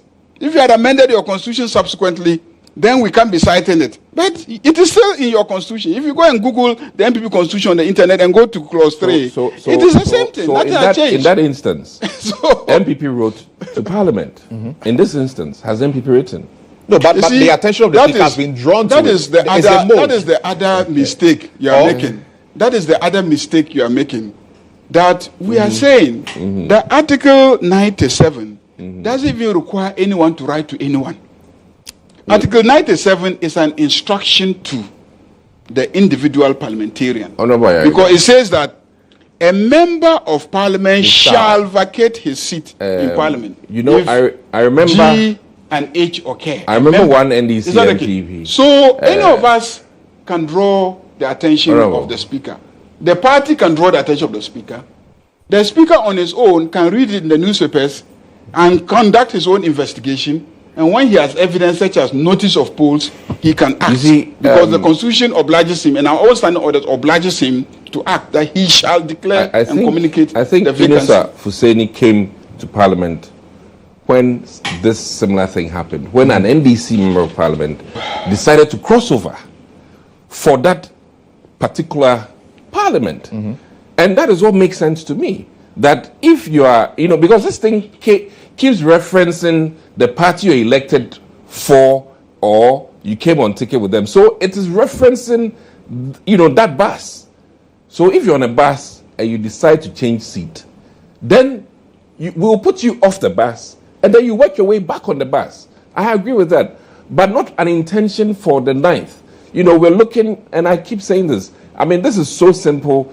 A president that may have been wrong cannot be used as a yardstick for the future generations. Today, Michael Quay is wrong. You understand? I said it here that per the rights of a member of parliament who is representing people for a particular contractual agreement. For instance, if I'm working for HP and I want to go and work for Google next year, and I tell Hewlett Packard that next year I'll be working for Google, then my company decides to sack me today. That would be a serious court case. And this case, I can tell you for sure that I'll win the case, because if I tell my employer my intention to work with his competitor the next year when my contract will be over, and you tell me that you are sacking me today because I intend to work with a competitor next year, please, that is a fantastic, But what if the rules of engagement of the company indicates that if you say you want to work with a competitor next year, then you have to resign? What if there's a certain provision in the rules of engagement, in your contract that says that if you declare your intention, then maybe, because some employment that says if you want to resign, you have to give maybe 3 months notice, you have to do this, and if I tell my employer that my contract with you ends on 7th January, and beyond the 7th January, I'll be working with our competitor, and then I've given you this notice of 3 months. The very basic thing you can do is keep me on and pay me, and maybe don't give me work to do. But you cannot sack me on the grounds that I have an intention of working with your competitor when our contract is over. So are you telling me that the contract with the people of Sunyani, Suhum, or the contract of the people of Fomena doesn't end on the 7th but ends today because I have an intention to work with a different party beyond the 7th? No. Okay. And let's question that. He should question that listen, would it be ever fair in any court that an employee tells the employer that when our contract is over, I'll be working for a different company, and because of the intention to work for a different company, you say that, boy, today I'm sacking you? From a human resource management standpoint, this will not hold. It will not hold. Unless, if in the contract, the assumption is that 6 months to ending of your contract, you can't do any of these things. But there's nothing in our provision that 6 months to an election, you cannot make a determination or an intention of where you'll be doing your business with. All right. We'll have to be wrapping up on this issue and dovetail into the other one. But another issue that, the Supreme Court raised is that it'll be unfair, to the people in these 4 constituencies for them not to have representation. Exactly so. In Parliament. So it means for the member of the life of this 8th Parliament, the people in Amenfi, in Suhum, in Fonina and Aguna West are all not going to have and that is why I say the rights of a member of Parliament and they didn't have a proper hearing, and all of that. What would be the repercussions if Parliament does not comply or does not go by the instruction of the Supreme Court for these vacancies that have been declared to be restored? What will be the implication of that? Is it not dangerous if Parliament doesn't go by that? As for the Supreme Court, the more I think about what they have done, what they have said, the more I am saddened. The Supreme Court being worried about those constituencies being represented, as if they are not supposed to be masters of the Constitution. The Constitution has made provision for instances when people should not be represented. It's not the most egregious thing to happen if people are not represented. And we saw it. The Supreme Court didn't care that the people of SAR were not represented for 4 years. Not 2 months, 4 years. They didn't care. I mean, who went to them and told them? They didn't care. But who went to the Supreme Court and told the Supreme Court? We're in the courts. People were in the high courts. Yeah, in the high courts. I get the point. In the high courts. They were in the courts. So the high courts were supposed to decide. The courts didn't care. Nobody went to the Supreme Court. Because we know that in these matters you go to the high court. That's why we went there. You get the situation.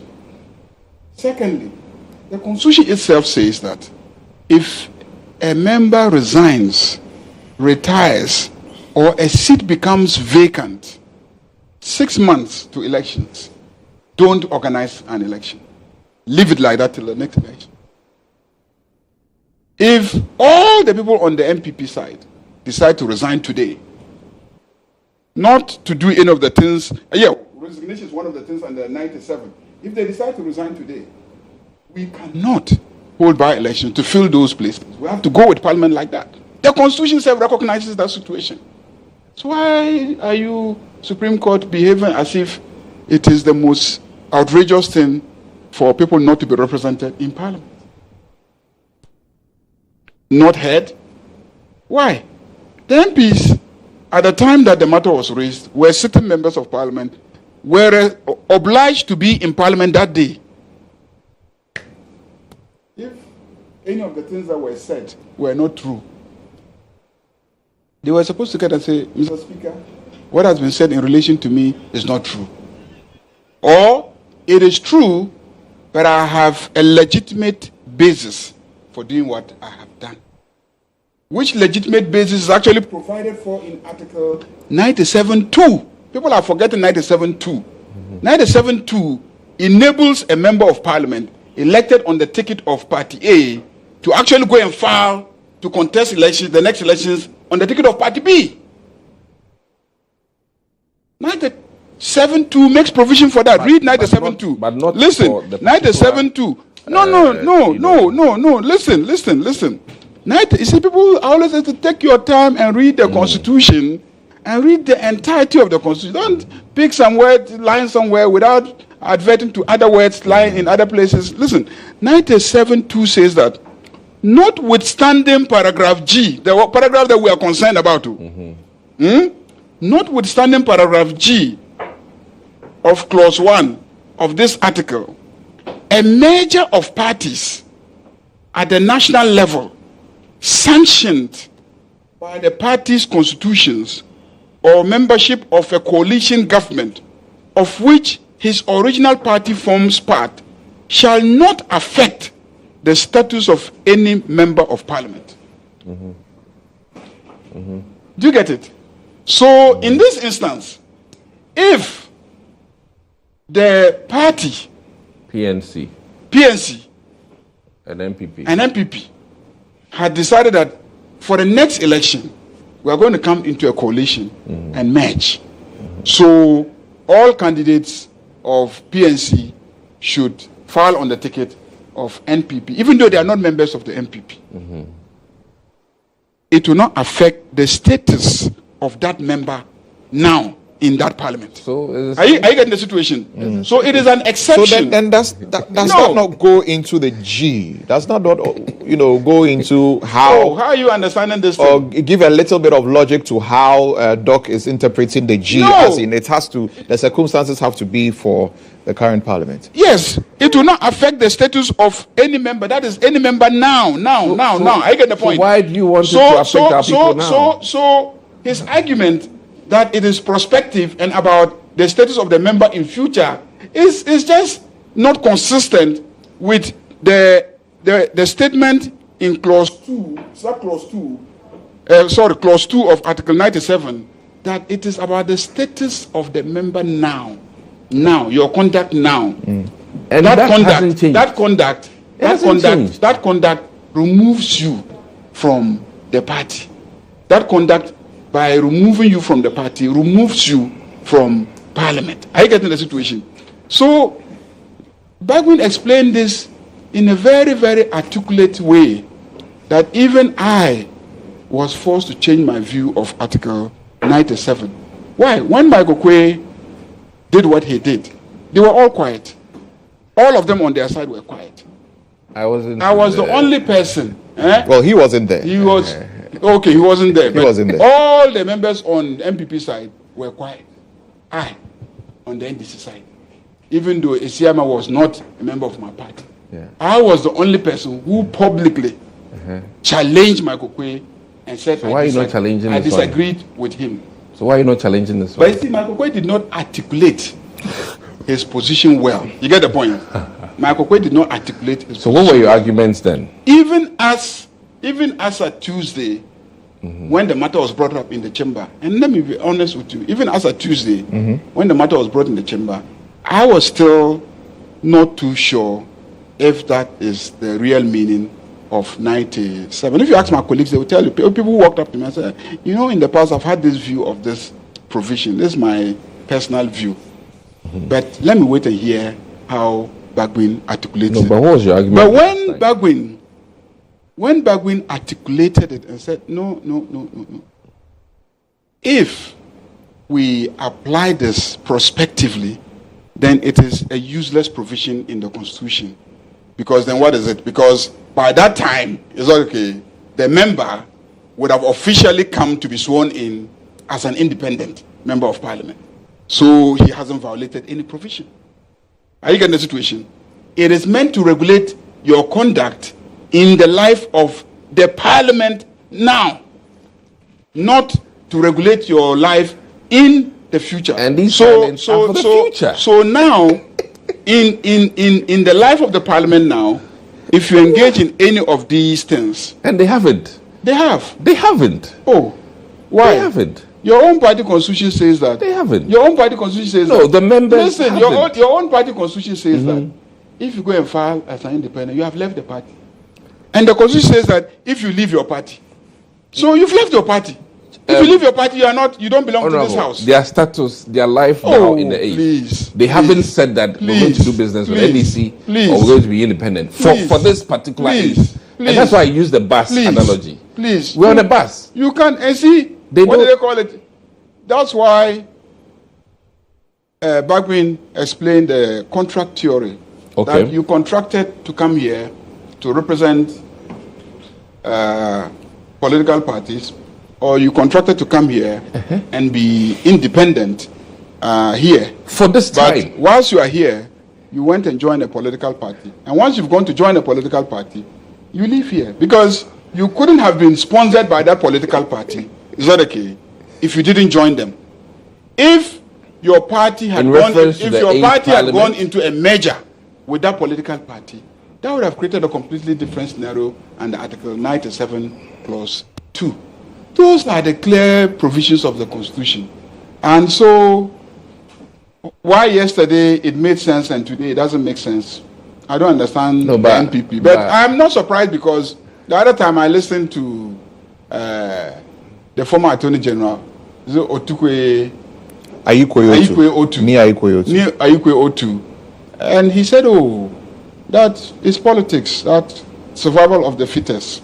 So whatever you will do to survive, they in the NPP, they will do to survive. So they've seen that reading the Constitution this way disempowers them because they lose their majority in Parliament. So it's just, we must do whatever we can to survive. No, and I'm saying that we will also do whatever we can to protect the Constitution. But they've used the courts, have they not? They've used the courts, and that's the appropriate way for they've misused the courts. To do. They've used the courts. They've misused the courts. How have they misused the courts? They went to the wrong court. They did the wrong court. They did it wrongly. No, I don't want to resort there, but I want him to tell me his arguments that he made when Michael Quay made a decision. I mean, those arguments. I think it's the same arguments that you made. No, right? I want to hear from but him. He says he has amended. Please. He has amended. He says he has amended those thoughts. I want to know his past stance in clarity. That's all.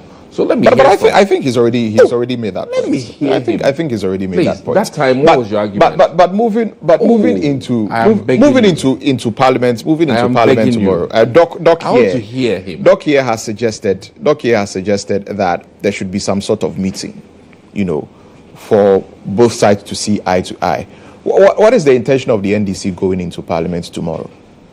Are you going to sit on the right-hand side of the speaker? Because you are still them today for an intention. Because tomorrow? you are still seeing yourself as a majority side in Parliament. We are the majority in Parliament. So are you going to sit on the right-hand side of the speaker? We are the majority in Parliament until the speaker says otherwise. That's the position that we take. We are the majority in Parliament until the speaker says otherwise. Where we will sit, I'll leave that to my leaders to direct. Dr. Bawumia has been speaking about this, right? And he says that you in the NDC need to understand that if you want a majority, you should come to the polling station and come to the constituency and win an election and then go to Parliament. You don't sit in Parliament and manufacture a majority for yourself. So he goes on further to say, you'll be met at the constituencies and you'll be met at the polling stations. And he says that from what he sees, the MPP is going to win. But he says that you don't sit down and manufacture. You don't manufacture a majority when you know clearly that you are in the minority. When he first contested and was elected vice president in 2016, how many MPs did he have? How many MPs did he have? 160 plus. He had the majority of MPs. When he contested again in 2000 and was elected as a vice president, how many MPs did he have? 2020. How many had he lost by then? Quite a bit.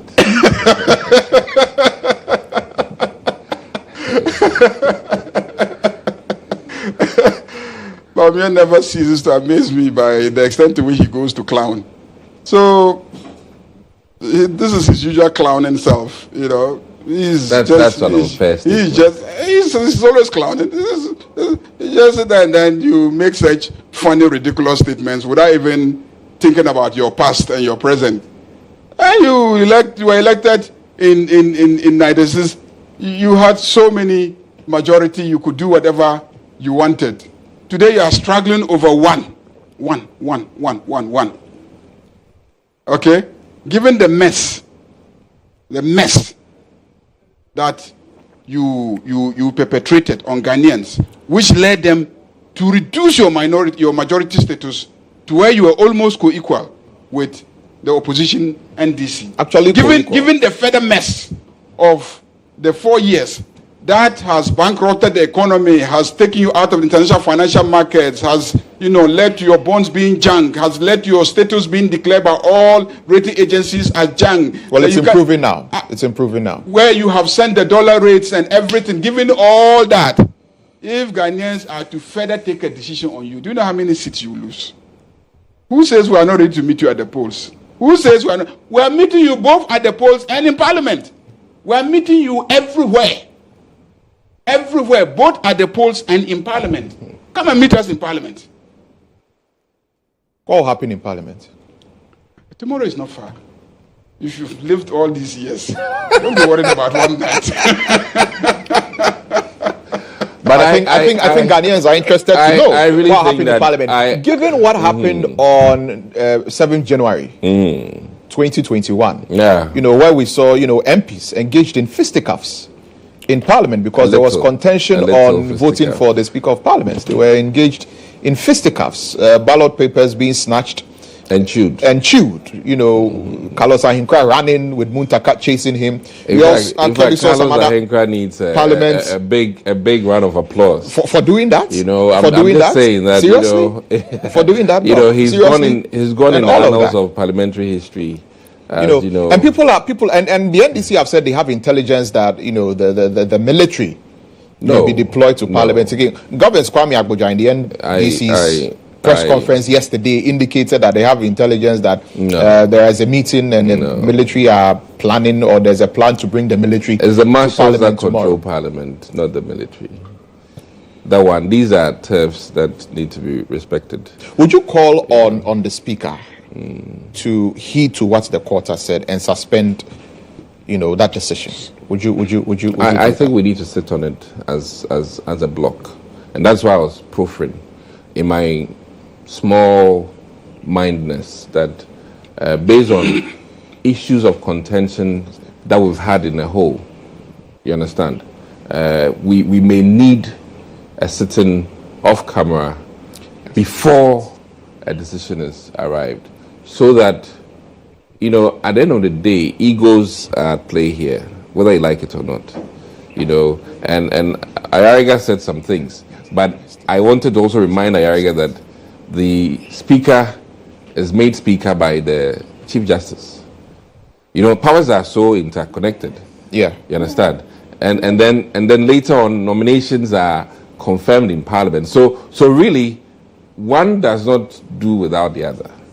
So that's why I really think that, listen, if it so happens that the legal team in Parliament needs to also talk to both sides of the House, it might be necessary so that we can all arrive at a very understandable arrangement so that Ghana's democracy will be beautiful. Do you anticipate chaos if the Speaker doesn't comply?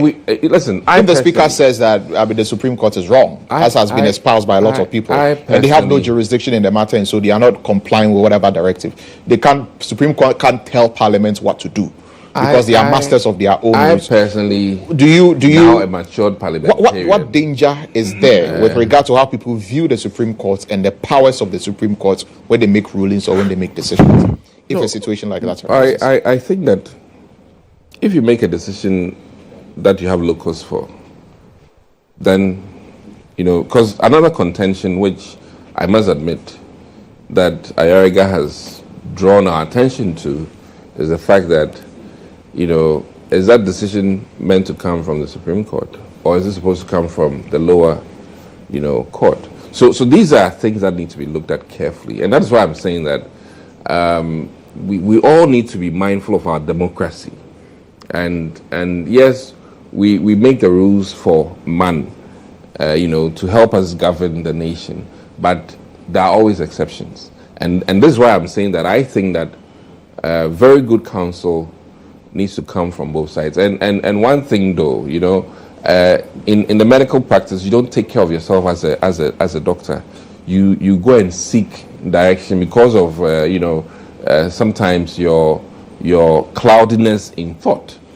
And I would hope that our Speaker will make a decision based on advice from about 10 or so stout constitutional lawyers, and then we too will do the same. And the NDC. The Speaker himself is a lawyer, so no, and that's why I'm saying that you don't defend your own self necessarily. If you're a professional, you need to allow other people to look at it objectively and make a determination.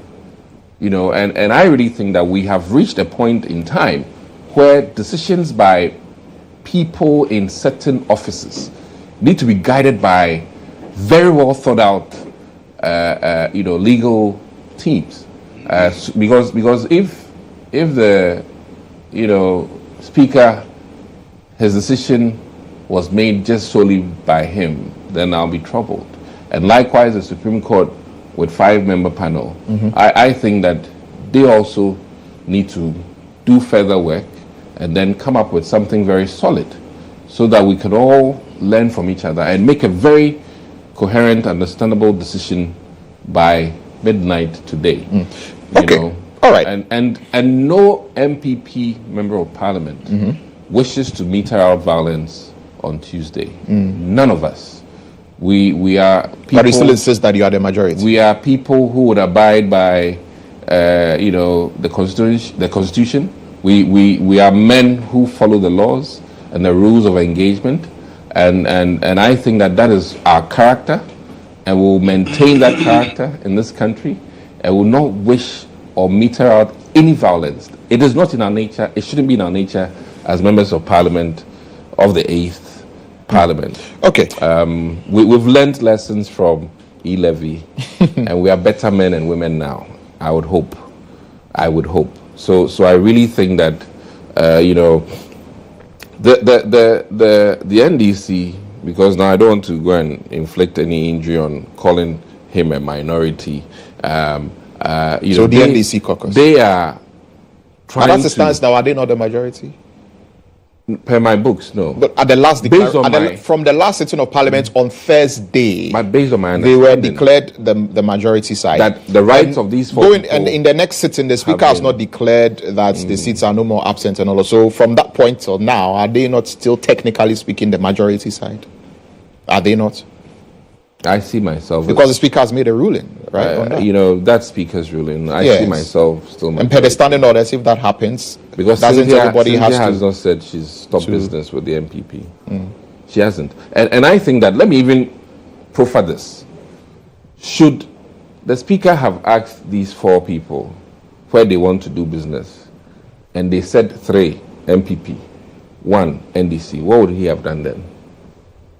I'm just asking. Would have come back to the same thing. Because the key thing, the critical thing that made our parliament not hang parliament is the fact that Fomina said that, wait a minute, for the 8th parliament, I'll do business with MPP. Yeah, but he hadn't joined the MPP. No, I'm saying. But he said he'll do business with it. He'll caucus with the MPP. So as it stands now, I think that this is why we need to sit on this matter. Because I believe that for this bus, the 8th Parliament bus that we're sitting on, these members are abiding by their contract. They haven't changed. They are abiding by their contract. None of them publicly said that on this 8th parliamentary bus, they're going to do business different. And administratively, it matters.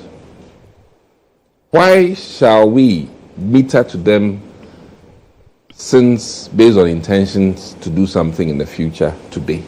It's incongruous. That's something that you don't agree with. But I mean, and so why do losing MPs even contemplate going independent? And how can political parties really address this phenomenon? Because it's become a phenomenon. I mean, he hasn't experienced it. I have experienced it, so maybe I should talk. No, but we saw GHOne, doing it. We saw. No, what I'm saying is that doing it. I lost and I haven't gone independent. And you haven't gone independent, so, right? So that's what I'm saying. That I think. But there are some people who lost and have decided that they are going to go independent. And even of that, on this issue, I'm pretty sure you heard lawyer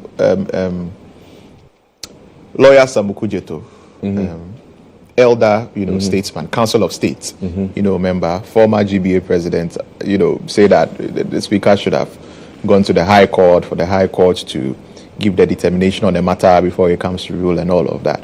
Administratively, that would have been fantastic. I mean, what would have been your response to that? Or I believe that when he was saying that you were there, on another media platform, it makes the decision richer. Well, I responded to him, and he said I was not courteous to elders. So I want to be as courteous as possible. I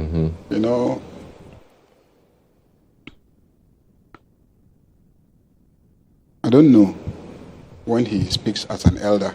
I don't know when he speaks as a former GBA president. No, but he's spent more than 50 years at the bar. I don't know when he speaks as somebody who has spent 50 years at the bar and more. And I don't know when he speaks as an MPP man.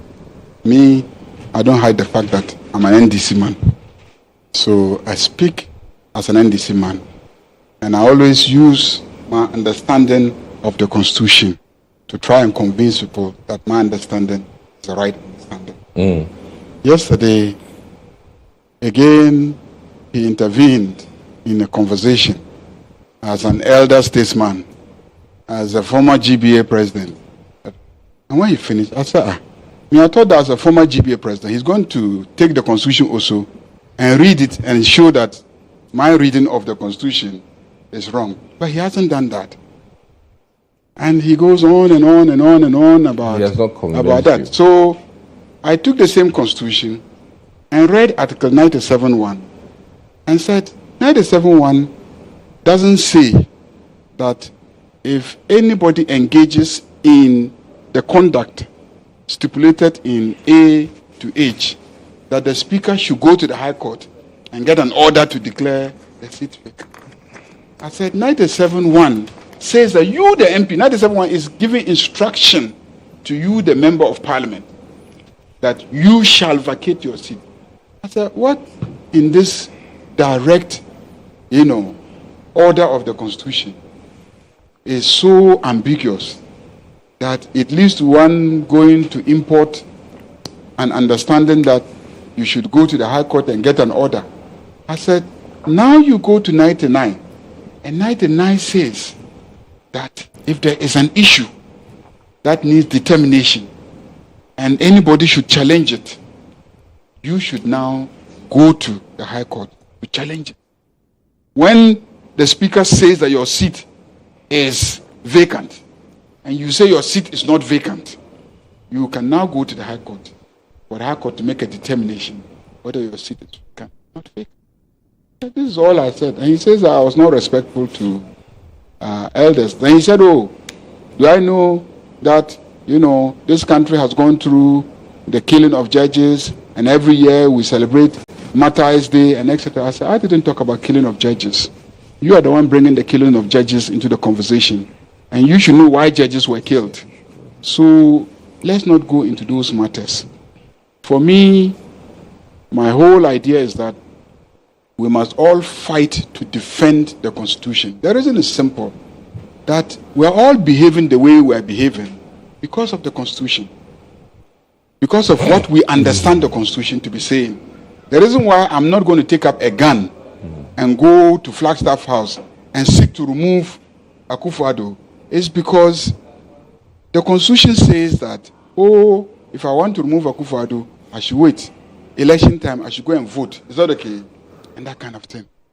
Now, if you take away that understanding in the Constitution, you will be creating an environment where people will say, so I don't have an option. What is my option? So if the Constitution says that when there is a controversy, go to the High Court, Supreme Court, stay away. Let it come to you through this process. Don't interfere in the work of the legislature, and etc. Then you turn the Constitution upside down on its head. What are you doing to it? You are destroying the very fabric that holds the democracy together. I'm a lawyer. Some of the judges there, I know them personally. Okay? I uphold the judiciary because in private practice, that is where my daily bread comes from. I'm the last one to destroy the institution. If I destroy the institution, I destroy my own economy. But at the same time, I want to defend the Constitution. And I'm voicing out my disagreement. And I'm voicing it out vehemently. I'm passionate about it because I'm passionate about our Constitution and our democracy. So people should not see anyone as violent because the person is so passionate about his defense of the Constitution. I haven't taken a gun. I haven't taken a stick to hit somebody. I'm saying that I'm also acting within the rules of the Constitution.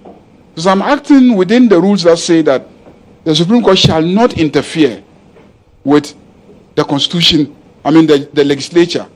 I'm acting based on my understanding of the Constitution that the Supreme Court cannot suspend a decision of the Speaker communicated in Parliament. What I understand the Constitution to say is that any one of us can go to the Supreme Court for a declaration that the conduct of the Speaker is in violation of a specific provision of the Constitution. And if you go there, the Supreme Court can make that declaration. But until it has made that declaration, I take a position, it cannot suspend that decision. But if it makes that declaration, it annuls that decision. If it says that no, Speaker, you cannot do that based on our understanding of Article 97, it becomes final, even if it is flawed. And when it makes that declaration, it annuls the decision of the Speaker. And when it annuls the communication made by the Speaker, we will all be bound by it. We will live with it. We don't agree with it, but we will live with it and we will campaign against it until one day another Supreme Court says that that is not the situation. This is my understanding, and I challenge anyone to go and read the Constitution and then show me that it is not a proper understanding of it. But be that as it may, I have said clearly on all platforms that I was not a party to the matter in court. We, the majority side NDC, were not a party to the matters in court. And we find the conduct of the court bizarre, but we will wait because the court did not communicate to us. The court is directing the Speaker. So we'll wait for the Speaker to communicate to us what to do. But in the interim, we hold ourselves as the majority caucus in Parliament. Today, we hold the position that those MPs, as communicated to us by Speaker, are suspended. Their seats are declared vacant. So they are not members of the House. And that alters the balance of power in the House. And in doing so, we are defending our democracy, we are defending our Constitution, we are defending the legislature, which is a pillar of the democracy. And we are holding the judiciary in check. We are holding them in check because it is our responsibility as a parliament to hold both the executive and the judiciary in check. There are processes that are available to us. There are contempt processes that are available to us. There are impeachment, powers processes that are available to us. And there is the freedom to express ourselves. Is that okay?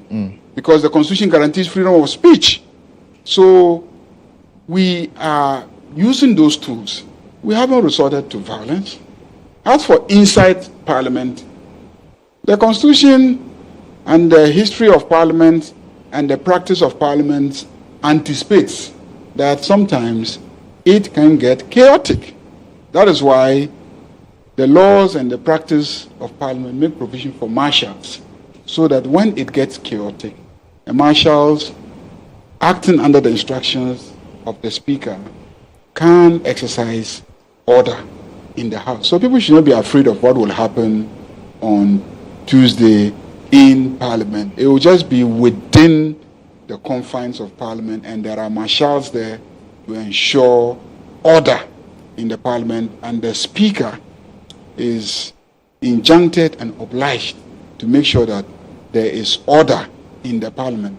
It is when the MPP government sends soldiers like they did in the past and take away the authority of the person responsible for maintaining order and then try to do it external to the arrangement that is available to Parliament, that there will be a problem. But if people just sit and watch us, whatever happens will be brought under control in that Parliament in the normal way that we bring things under Are you anticipating more soldiers? We heard Governor Kwame Abuja at your press conference yesterday say that, they've heard that there are some meetings going on, that the military is going to be coming around Parliament again, and are you anticipating that? My colleague mentioned that at the press conference yesterday. Yes. And to tell you the truth, yes, it is something that we have heard. And it's something that... What exactly have you heard? Well, soldiers are going to be sent to Parliament to disrupt the... What have you heard? Parliament tomorrow. What we heard is that they are going to position soldiers not far away so that if anything happens in Parliament, they will come in and then do whatever it is that they think they will do. And so when we asked, Kwame Agboja put it out there that this is what we have heard, but they are welcome. They are welcome? They are welcome. To enter Parliament? They are welcome.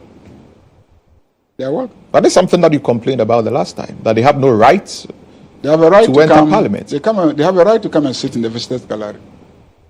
So when I say they are welcome to come even sit. They don't need to be hiding at the sports stadium or any other place. They can actually come and actually go to the plenary and then go and sit there and observe the proceedings. They are welcome. But whether they will come with guns and enter the chamber or the perimeter where we actually conduct proceedings, they don't have a right to do that. But you can't prevent the Ghana Armed Forces from positioning men at the sports stadium. Who are you? What authority do you have? Doc, why didn't you go independent? Well, I think for many reasons. After you lost your primaries, because there are some of your colleagues who are doing that. Yeah, and it seems to become a trend when people are aggrieved about the processes. Yeah, they go independent. I think certainly there are many reasons why people may decide to go independent. Large on the list is the unfairness maybe during the primaries, and that can be very serious. And when I say unfairness, in terms of how the album is done, in terms of how the counting is done, in terms of how the voting is done. So there may be one key issue, which is the unfairness in terms of how the primaries were conducted. In my instance, I felt that I had come to serve the people in my capacity based on the knowledge I have and the experience I have, and if the party that I have committed to was not willing to go with me in the next election, I would have another person go at it. Were you treated unfairly? I would say it was unfair, but I mean, I have many other ways to serve, Ghanaians, and that is my thinking. How were you treated unfairly during the primaries? Well, I mean, that led to your loss. I've been in private enterprise for a while, and then decided to go into government to help enlarge the way and mode I serve the people. And I've always believed, I'm a very firm, strong believer in private enterprise, more so than necessarily government. And I believe that even this country even needs to run on the backbone of private enterprise. And that's why I like our finance minister, the current one, because he is empowering SMEs so much. And I believe that if private enterprise takes lead for government to follow, then we will reach somewhere. Not that I like Elon Musk, not that I like Bill Gates, not that I like Steve Jobs, but there's clearly people who have driven government for all of us to benefit. And I really think that that is something that Ghanaians need to look at in the next, maybe century, how private enterprise can rather spearhead and take us further. As it stands now, the astronauts who are running on Elon Musk's thing are running a far better system than NASA. Yeah. And that is remarkable. And I think Ghanaians ought to learn from that private enterprise can rather spearhead for government to follow. So these are my thoughts. That then made me feel very comfortable to rather embark on a more private enterprise working to help my fellow, as it is, Ghanaians. So what can parties do to stop this kind of thing? Because there are many lessons. I mean, the NPP in particular has had many instances where this has happened, right?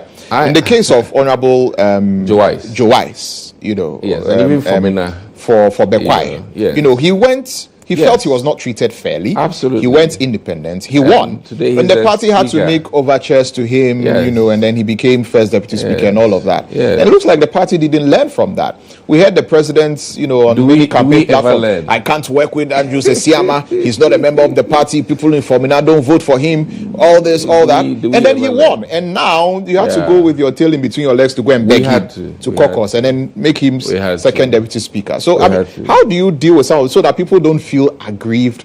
Because if Cynthia Morrison wins on the ticket of the NPP, if the Suhum MP wins again on the ticket of the NPP, then I mean, if they win as independent, and if people begin to see that, oh well, if we have the support base of the constituency and the party doesn't support us, we can. How does the party guard against things like that? I really think that one school of thought, people need to know that they can help government not necessarily only through parliament, and that's very important.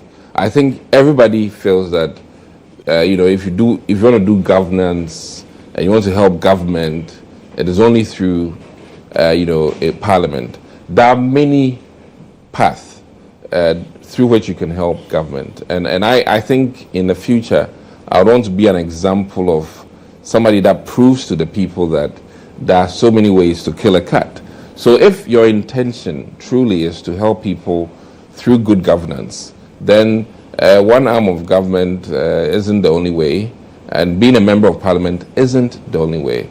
And I believe that somehow, maybe parties need to create an additional quorum or somewhere echelon in the scheme of things, so that people who are so passionate to help the party and the people can also do that through that path, not necessarily MPship. And I think, unfortunately, we're also losing what truly the legislative work is. And we are padding and packing very unnecessary things. And people are departing from Parliament for those unnecessary reasons, rather than the true work of Parliament, which is doing legislative and policy work for the people. So that has to be looked at carefully, so that in the future people appreciate in truthfulness the true work of parliamentarians, instead of bogging us down with you know, phone calls about, you know, scholarships, phone calls about school fees, phone calls about health. And I believe that in other jurisdictions, those social amenities are well catered for, that it is not the responsibility of him and I to make sure that, excuse me, your meal for the next day is served. Right. You know, we need to empower social services so that people will not be coming to the MP's house in the morning about no food on their table or their child is sick. I mean, and I really think that in the future, that is what needs to be done, so that there are constituency or municipal social services that are empowered to relieve him and I of that bit. We have to be wrapping up. Honorable Ayaga, let me take your thought finally, finally on this. On the issue of people contesting independent. Yes, it's all about fairness. Fairness. The underlying issue is fairness. People feeling unfairly treated. Candidates feeling unfairly treated. That is the underlying issue. Any of the people contesting, either switching parties or contesting on independent candidates ticket, if you go and listen to their story, they felt unfairly treated through the processes of determining who the candidate of the political party is. That is where leadership becomes important. Leadership at the level of the president. So, for instance, the president, in the exercise of his executive authority, picks somebody in a constituency, gives him a juicy appointment, he makes money, then a member of parliament is breaking his back to address the concerns of his constituents on a daily basis with his meager income and very little opportunities. He struggles and maintains a constituency for 4 years. Then just when parliamentary primaries are approaching, people that the president has armed with juicy positions come with all the largesse of that appointment and tempt the delegates to jettison this person who has been working so hard, struggling with nurturing and maintaining the constituency, and say, oh, collect money and then choose me and ignore this person.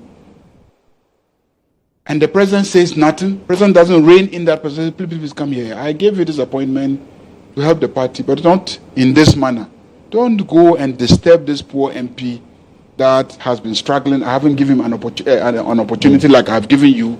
Leave him there. Let him also struggle with that. Everybody has a right to contest in primaries. Exactly. That's why he also has his right to rebel. You understand? You have a right to do that. He also has a right to rebel, to disrupt the system. So when you do that to a certain member of parliament, he will protest. And the way to protest is to challenge the president, challenge whoever the candidate is, and challenge the party and the hold that the president claims he has on the party, and go and call his bluff and run independent. It's a feeling of being unfairly treated that drives people to behave the way that they behave when they decide, okay, I'm going independent. If you won't treat me fairly in this group, let's see what happens. I'll go independent, do whatever you will do. I don't care if I lose. Even if I help to cause you to also lose so that our opponent wins, I'm satisfied. I've disrupted the system. So political parties should treat their sitting members of parliament fairly, especially when they're in power. Including your own. Yes, especially when they're in power. He also feels he was treated unfairly. That's what so unfair treatment. It's a feeling of unfair treatment. GHOne Jan Kujo over him. It's a feeling of unfair treatment that causes people. It's not that they are bad people or that they are against the party, but they are against the behavior of the leadership of the party. Sometimes the president, sometimes the leader, sometimes the party chairman, sometimes the general secretary, and they feel that they are interfered in their constituencies and directed, affairs in favor of one person against their interest, and they are protesting. So it's mostly a protest, and I understand them perfectly. Well, on that note, we'll be wrapping up the breakfast review segment at this point. Gentlemen, I'm very grateful that you joined us here in the studio. The Honorable Dr. Dixon Adoma Kukisi is MP Anyaso Tuom constituency. Thank you very much for joining us here. Because he has not filed on an independence in Parliament. He's still in Parliament. His seat was not declared vacant. And the Honorable Mahama Yariga, MP for Boko Central Constituency. I need to do a champagne toast for that. Thank you very much. We'll see what happens in Parliament. I'm sure both of you will be in Parliament, and we'll be monitoring you to see what will happen in Parliament tomorrow. But stay tuned. There's still more to come here on GH Today. We'll be right back.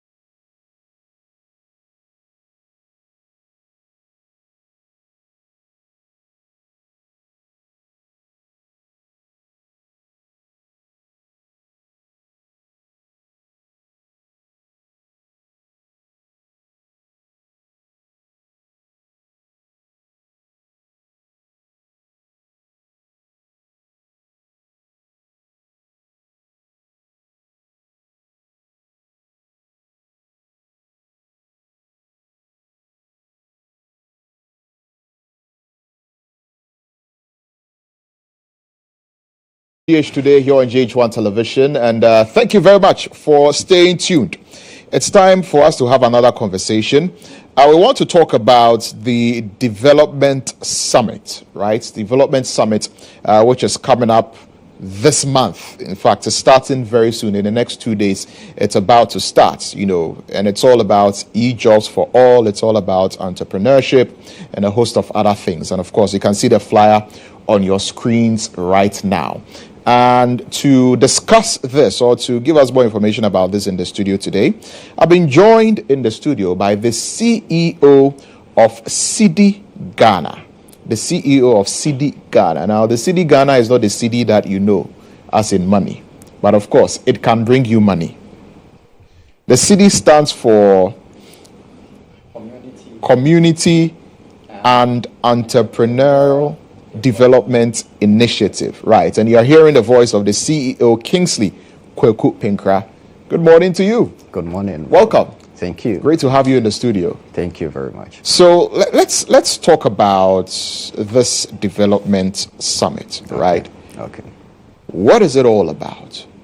Okay. So the development summit is a great initiative which we started last year. Which it has been an annual prestigious gathering for high-profile people, and the whole thing has to do with entrepreneurship. So as you through your introduction, you said it is an entrepreneurship jobs for all initiative. Right. And with this is how the whole thing has been run. It is an opportunity which we have been providing to the Ghanaian youth for them to create jobs for themselves. And those who already have jobs, we support them for them to scale it up. The partners which we have, they are not in Ghana. They are in Canada, Queen's University. So our activities, everything which we do is virtual.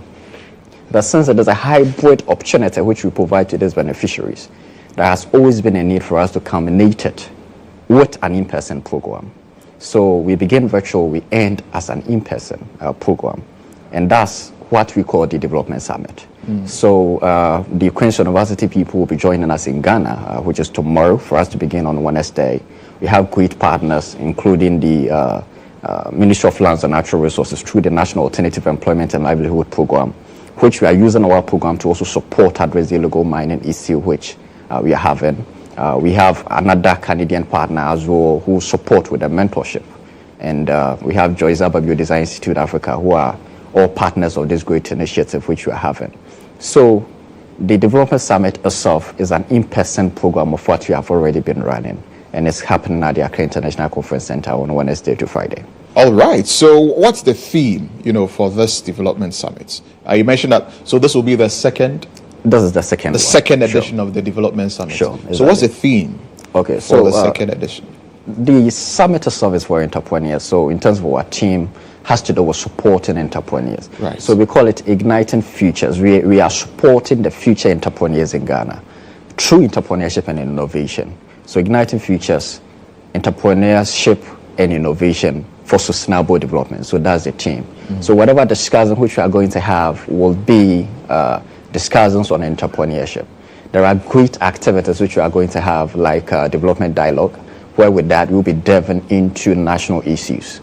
This very year, one interesting thing which I've introduced about what development dialogue is going into a discussion on the illegal mining issue which we are facing in Ghana, particularly how we can use entrepreneurship to address that. So it is something which we bring together great personalities to join the already existing entrepreneurs which we have. We make it open for other entrepreneurs as well also to join. Then we all go through a very discussion on how we can promote entrepreneurship and innovation in Ghana. So we have ministers of state joining us, we have council of state members joining, we have policymakers joining, we have diplomats. So invitation has been sent to the various high commissioners and ambassadors for them also to come and share their experiences on how they have been promoting entrepreneurship. So it has been a forum for great personalities where we are all coming together to have a discussion on entrepreneurship and innovation to promote in Ghana. And one of the things I notice about this is that there is a certain focus on e-jobs. Sure. Because I see e-jobs for all, entrepreneurship, jobs for all projects. Why is there a focus on e-jobs? One interesting thing when it comes to entrepreneurship is, for now, the very revolution which we find ourselves. Gone were the days when we had to talk about the first or the second or the third industrial revolution. Everything was about the building of the factories. The fourth industrial revolution itself happens to be the technological revolution which we find ourselves. And the technological revolution is that we are now in the digital world. So it has to do what, for now, there is an invention of the AI and others. So there has been a great chain which we are trying everything possible to support the very entrepreneurs which we train. Right. Because this is the new era, this is the new revolution which we find ourselves. And one thing, even when it comes to the very onset of this very initiative, I used to work globally with a lot of organizations when it comes to mentorship. Right. I served with Queen Elizabeth through her Queen's Young Leaders Program, which beneficiaries were being given a training opportunity from Cambridge. They end up at the palace and they have been assigned to us for us to train. We give them a mentorship. Way back in 2018, I realized those in the UK, those in the US, whatever projects which they were working on, it's like we are always late to embrace a change. The revolution of the digital world happens a year back. Whilst these young entrepreneurs were championing their initiatives through these digital ways, you talk about if you are addressing issue on an education, you talk about e-tech, you talk about if it is about feminine, femtech, if it is about finance, fintech, and then a whole lot. And these are some of the projects which they were working on. This is something which we want to introduce in Ghana because that's the revolution which we find ourselves, the digital world. So the focus itself is about supporting the very youth. And the whole project has to do with we addressing poverty and youth unemployment. So with that too, we started way back in 2016, where we had a policy dialogue, bringing on board all these personalities which I'm talking about, for us to have a great discussion on how we can address it. And with that, there were three key areas which came, with entrepreneurship being the first. There were modernization of agric and industrialization. But the key thing which we can do as a country to address the youth unemployment situation is entrepreneurship. From the very discussions which we had, through the policy dialogue, through the diplomats who were present to share their country experience with us. So we are promoting entrepreneurship, supporting the very youth of the country for them to create jobs for themselves so they can also employ others. Right. So all is set for this development summit, right? You mentioned that it's starting on the 23rd of October. Yes, through till the 25th of October. So who's the special guest of honor and who are some of the other guests, that are going to be gracing this occasion? So as I mentioned earlier, that this has been a great program for top personalities in Ghana, of which we are expecting diplomats, we are expecting ministers and others. So we have our special guest of honor to be the government chair, who on Wednesday will be opening the whole session for us. We have other ministers of state, we have other diplomat, His Excellency Prof. Dean Robert, Vanuatu Trade Commissioner also joining in. We have a whole lot. Right. Denmark High Commission and others all joining us for us to have a great discussion.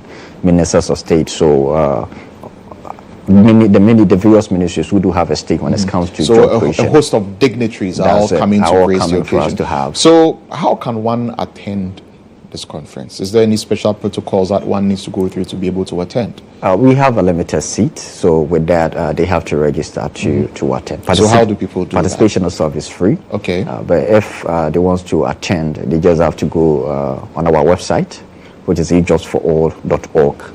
eJobs for the 4 is number 4. All the details and how they can get themselves registered, they are all there for them to get themselves registered to attend. All right. And they can also, I can give a contact number in case someone also want to reach us. All right. They can do that, then we give them the opportunity for them to be part. So put the contact number out there so that people can... Okay, so 0205 20 2000, which is 020 520 2000.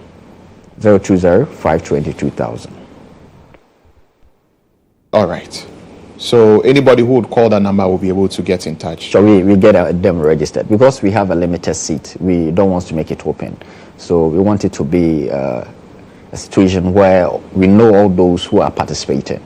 So that's the very reason why they need to do that. Either they go online and get themselves registered, or they give us a call and we book their seat for them. All right. Thank you very much for joining us in the studio and giving us this information. So we'll be looking forward to the Development Summit on the theme Igniting Futures, Entrepreneurship, Innovation and Peace for Sustainable Development. Yeah. Accra International Conference Center. What time? What time do people get there? So we'll be starting at 9 on Wednesday. So with the various activities which we'll be having, I think let me share a bit light on that. So Okay. we begin on Wednesday morning, 9 to 12. And that's the opening ceremony where His Royal Majesty will be opening it for us with the support of other top dignitaries who have been invited. In the afternoon, we are going to have the Development Dialogue, which is a panel discussion. So ministers of state and other top personalities are going to be on a panel to delve into issues of national concern, which I did mention of. We have illegal mining being selected as one. We'll also be talking about our entrepreneurial education, because we have realized that the way we support the way we teach entrepreneurship has always been a theory base. So we are going to have a session on that. On Thursday is the training all throughout. So Queen's University is going to, we have a session which we call Training of Trainers. So there has been an invitation to the various universities where they'll be joining us for them to receive this training of trainers, this training session. In the afternoon, we have a training of entrepreneurs where you'll be training entrepreneurs as well. Friday, we'll be having a pitch competition, mentoring investment cafe, an interactive session. Then we end it in the evening. All right. Yeah. All right. And on Saturday is for a tour, industrial tour, because we were thinking that it shouldn't just be the talk, but rather the successful entrepreneurs in Ghana too. We can go to them, most especially to their factories, so they also share their experiences with us. So we have Dr. Nesapon and other great factories from the Ghana Free Zones Authority who are all, we have all selected all these ones for us to go to them to have a further interactive discussions on how they run their factories. Okay. All right.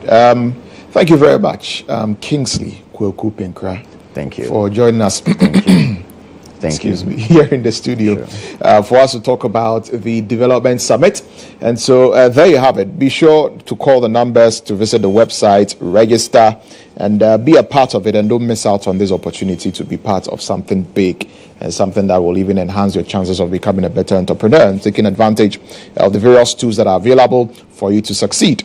Once again, thank you very much for joining us here in the studio. Sure, for having Now, it's time for us to bring you an interview that my colleague Musa Lansa had with the former chairman of the New Patriotic Party, Freddie Blay.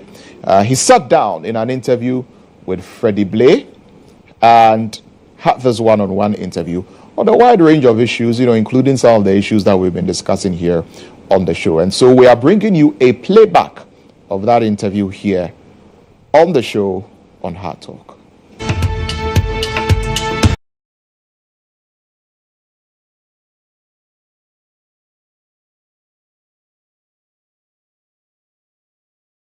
Of vacant seats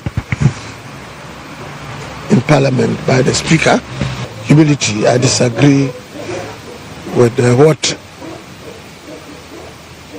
Right Honourable Speaker Albert Barban did.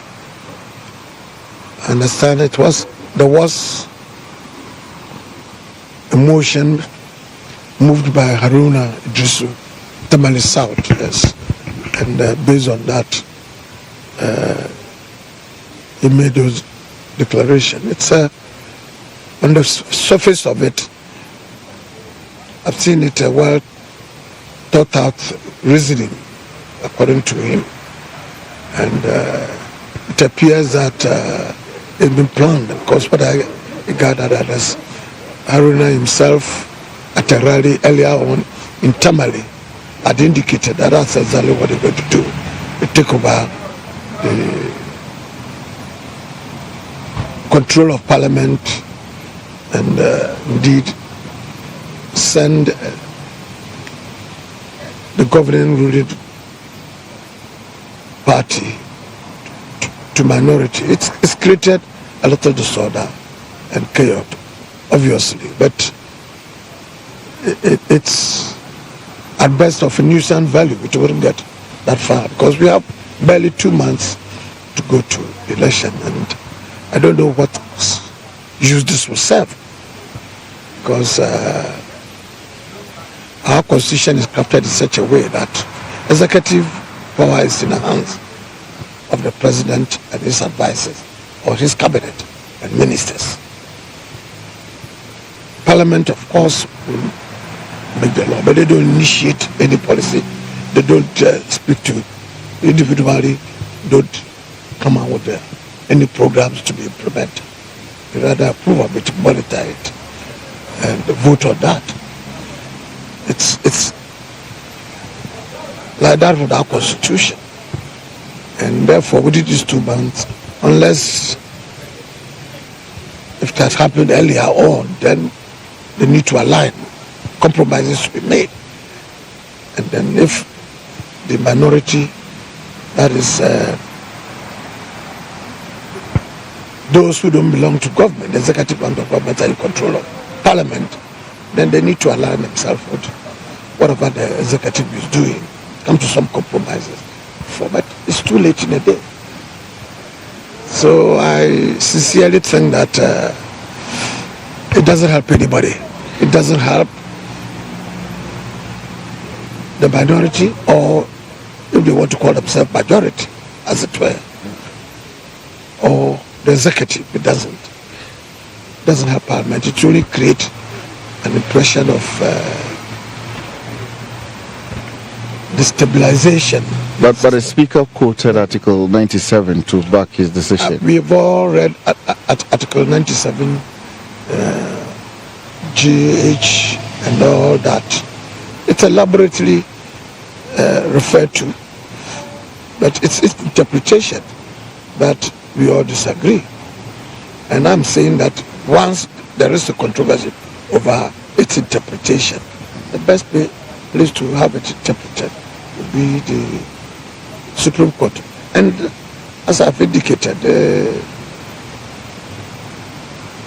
Afeyomakin and some of his friends had earlier on gone to court and have asked for interpretation of that particular provision, that is 97(1)G, as to what does it constitute when you say leave parliament. It's not sacking from parliament, it's leave parliament. That's the operative word. And I'm saying, when do you decide to leave parliament? My opinion, humble opinion, is that what you interpret it, it should be that prospectively what you leave parliament. It's not presently what you want, because if you want to do that, if you want to interpret it to mean that and now it should happen, there are quite a number of people, about 1/3 of the population of parliamentarians will leave. If you ask any of them individually, one way or the other, one will say that I've left my party, another will say that I'm going independent, another will say that I'm joining another party. It's allowed. It's allowed. Towards the election. I'm talking about towards the general election. December election for the formation of the parliament or constitution of parliament for January 7. This parliament will come to an end. Its tenure will be determined midnight January 6th. Then, of course, the rest are sworn in and they begin. If anybody decides that I'm going to campaign, I'm going to file a nomination and contest election on any ticket, whatever it is, it doesn't mean that a person previous attachment, previous loyalty, previous belonging to any party or not to any party, even from independent to join another party, means you are crossing carpet and therefore you should leave Parliament. I don't believe that interpretation makes eminent sense. If you do so, it will lead to total chaos. As I said, more than 110 members of Parliament might leave. If you ask them one by one, if you are not careful, quite a number of them will say that I'm leaving because maybe they've lost elections, primaries, and they're peeved. And therefore said, I'm leaving my party. I don't want to belong to my party anymore. I'll join another party or I'll go independent. They may express it. If they do so, and although you are aware that this is exactly what they are doing, you say they have no loyalty to their parties, which they have belonged and they have stood for their ticket. So there and then they must resign. That will be total chaos. But there was precedent. Formina MP, who is now second deputy speaker, was asked to leave because he decided to contest independence. That doesn't mean that what we are doing is right. It might have been wrong then. But even then, I'm told that it's been very well explained that they asked him, as I said, no, there shouldn't be anybody outside Parliament who will determine whether you are staying or you are not staying. It is you, by your own decision, that maybe I'm tired. So even 2 months or 3 months or 1 year before elections, I'm leaving Parliament.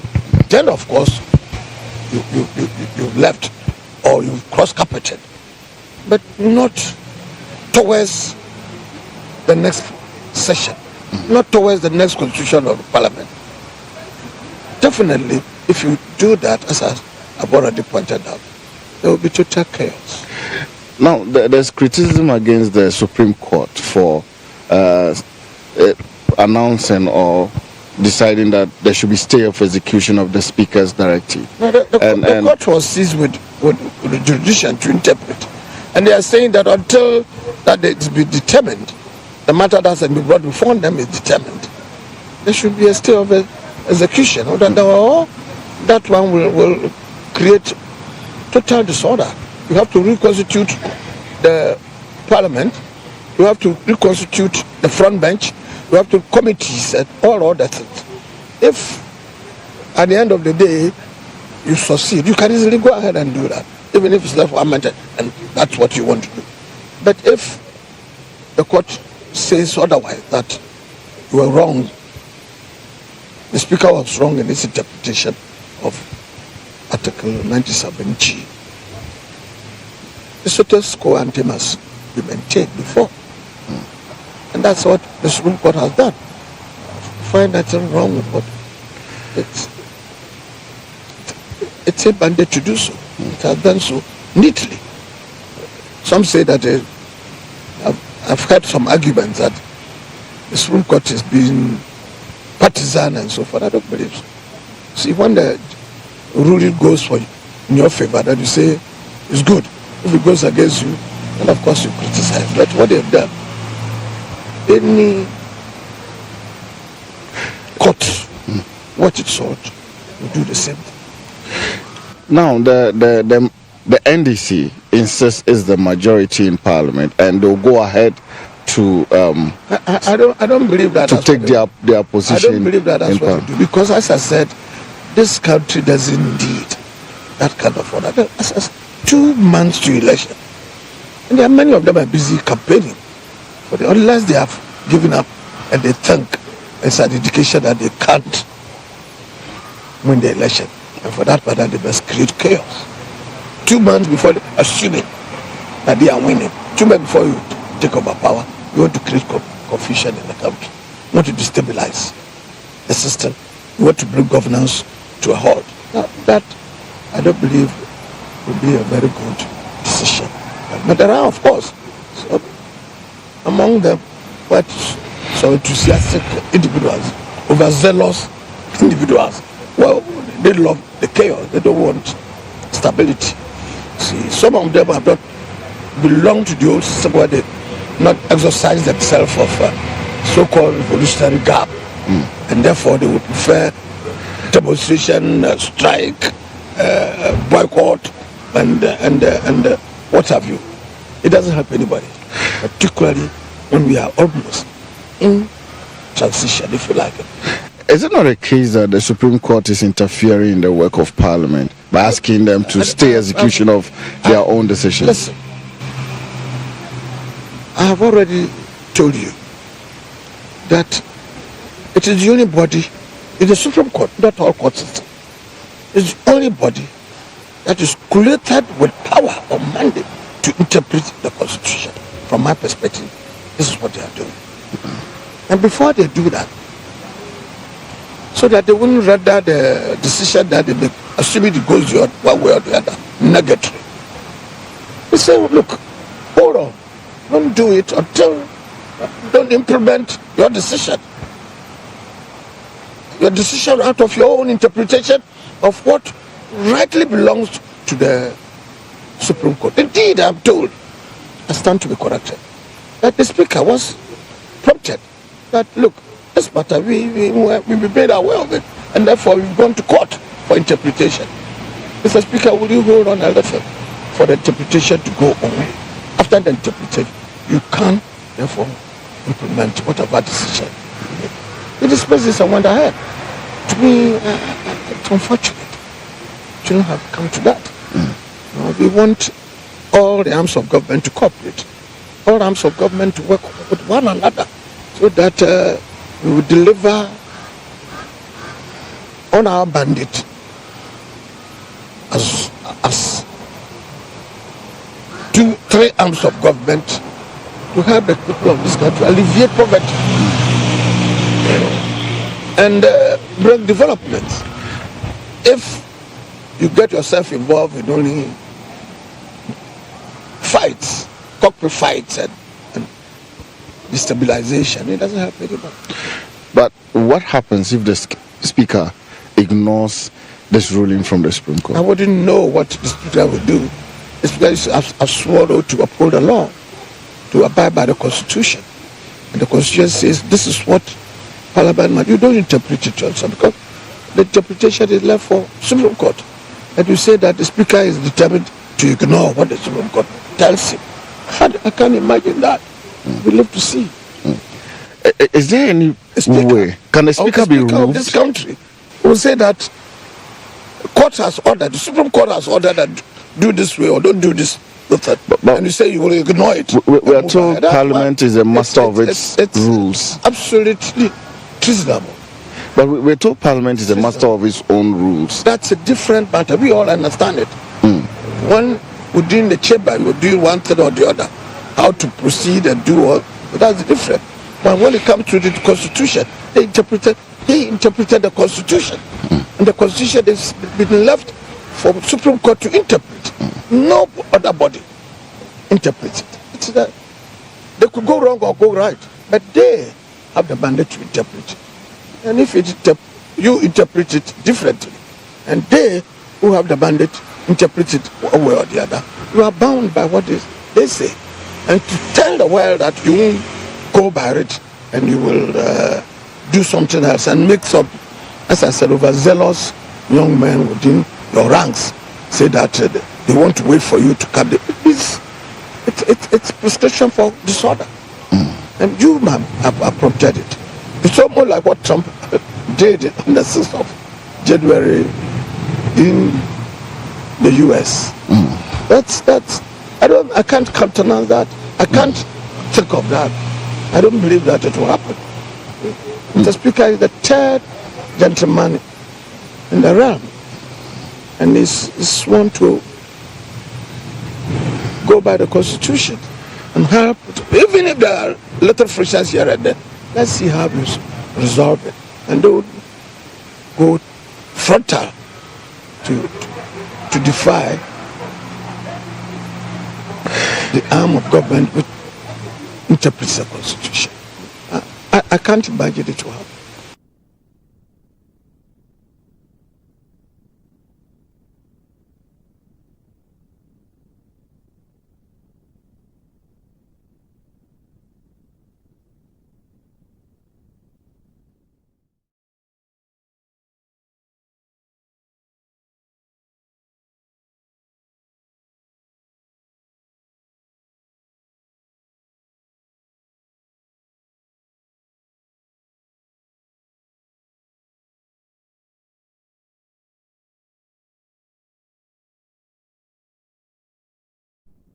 Well, so that's it for the Hard Talk segment. My colleague Musa Lansa in that interview there with former NPP chairman Freddie Blay. It's time now for us to bring you our birthday wishes right before we wrap up the show. And so we're beginning our very first birthday wish with a very nice, big, splendid happy birthday to Pastor Dela Tamaklo of Remedy Missions. Stay blessed and have a wonderful one. Pastor Dela Tamaklo, happy birthday to you. Next birthday wish to Ambassador Cabral Blay Amihie, board chairman of GHOne, extending warm wishes and the blessings of the Almighty God. And this is from the management and staff of GHOne to the board chairman of GHOne, Ambassador Cabral Blay Amihie. Happy birthday to you. Our next birthday wish is to my dearest Sandra Kwating. In another life, I will still choose you, my love. So this is obviously coming from someone who is in love with Sandra Kwating, whoever that may be. Decided not to add his name, but if you are in love with Sandra, you will have to let us know who you are so that Sandra will know exactly who it is coming from. So Sandra, your love is wishing you happy birthday. And this next birthday says, happy birthday to the talented Spanish-Nigerian musician Amal Fashanu. Wishing you more blessings, greater heights, and all your heart's desires. Keep shining.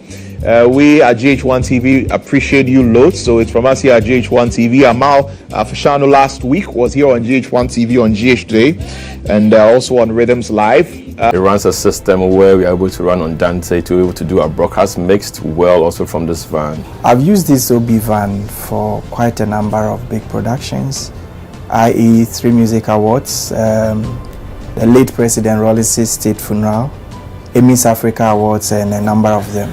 My experience with the GHOne van has been the state of the art equipment they have. Personal experience is you can use it for both indoor and outdoor, all events, conferencing, like anything you need a van to work for you, GHOne provides it. My experience with the van has been very good. Why? Because it has a number of facilities that I may not get in other vans. You know, the van has a very wide bench that can accommodate all my technical crew, ICCU, switcher, graphics, CG, and all of that. And then it also has a studio, a green room studio that comes with TriCaster. So if you want somebody to do commentary on a live event, you can put that presenter who's in that studio as well and get that running. To give an experience to our audience, we're also watching on TVs and online. Work with an Exo technology system, which makes your video mixing with Panasonic cameras, like a lot of other stuff in terms of content you need to get also for your live broadcasts. I prefer the GHOne van to a lot of other vans I've used, or even doing my own setup on a tabletop setup, because on a production you see a number of people in the van, and so if you have a very small van, it means that it's going to be choked, and that will affect the creativity as well. The price has been discounted as well to accommodate varied budgets, and so no matter the budget you have, I understand you can have the track and do business with it. It looks huge but very affordable. Cost is really affordable.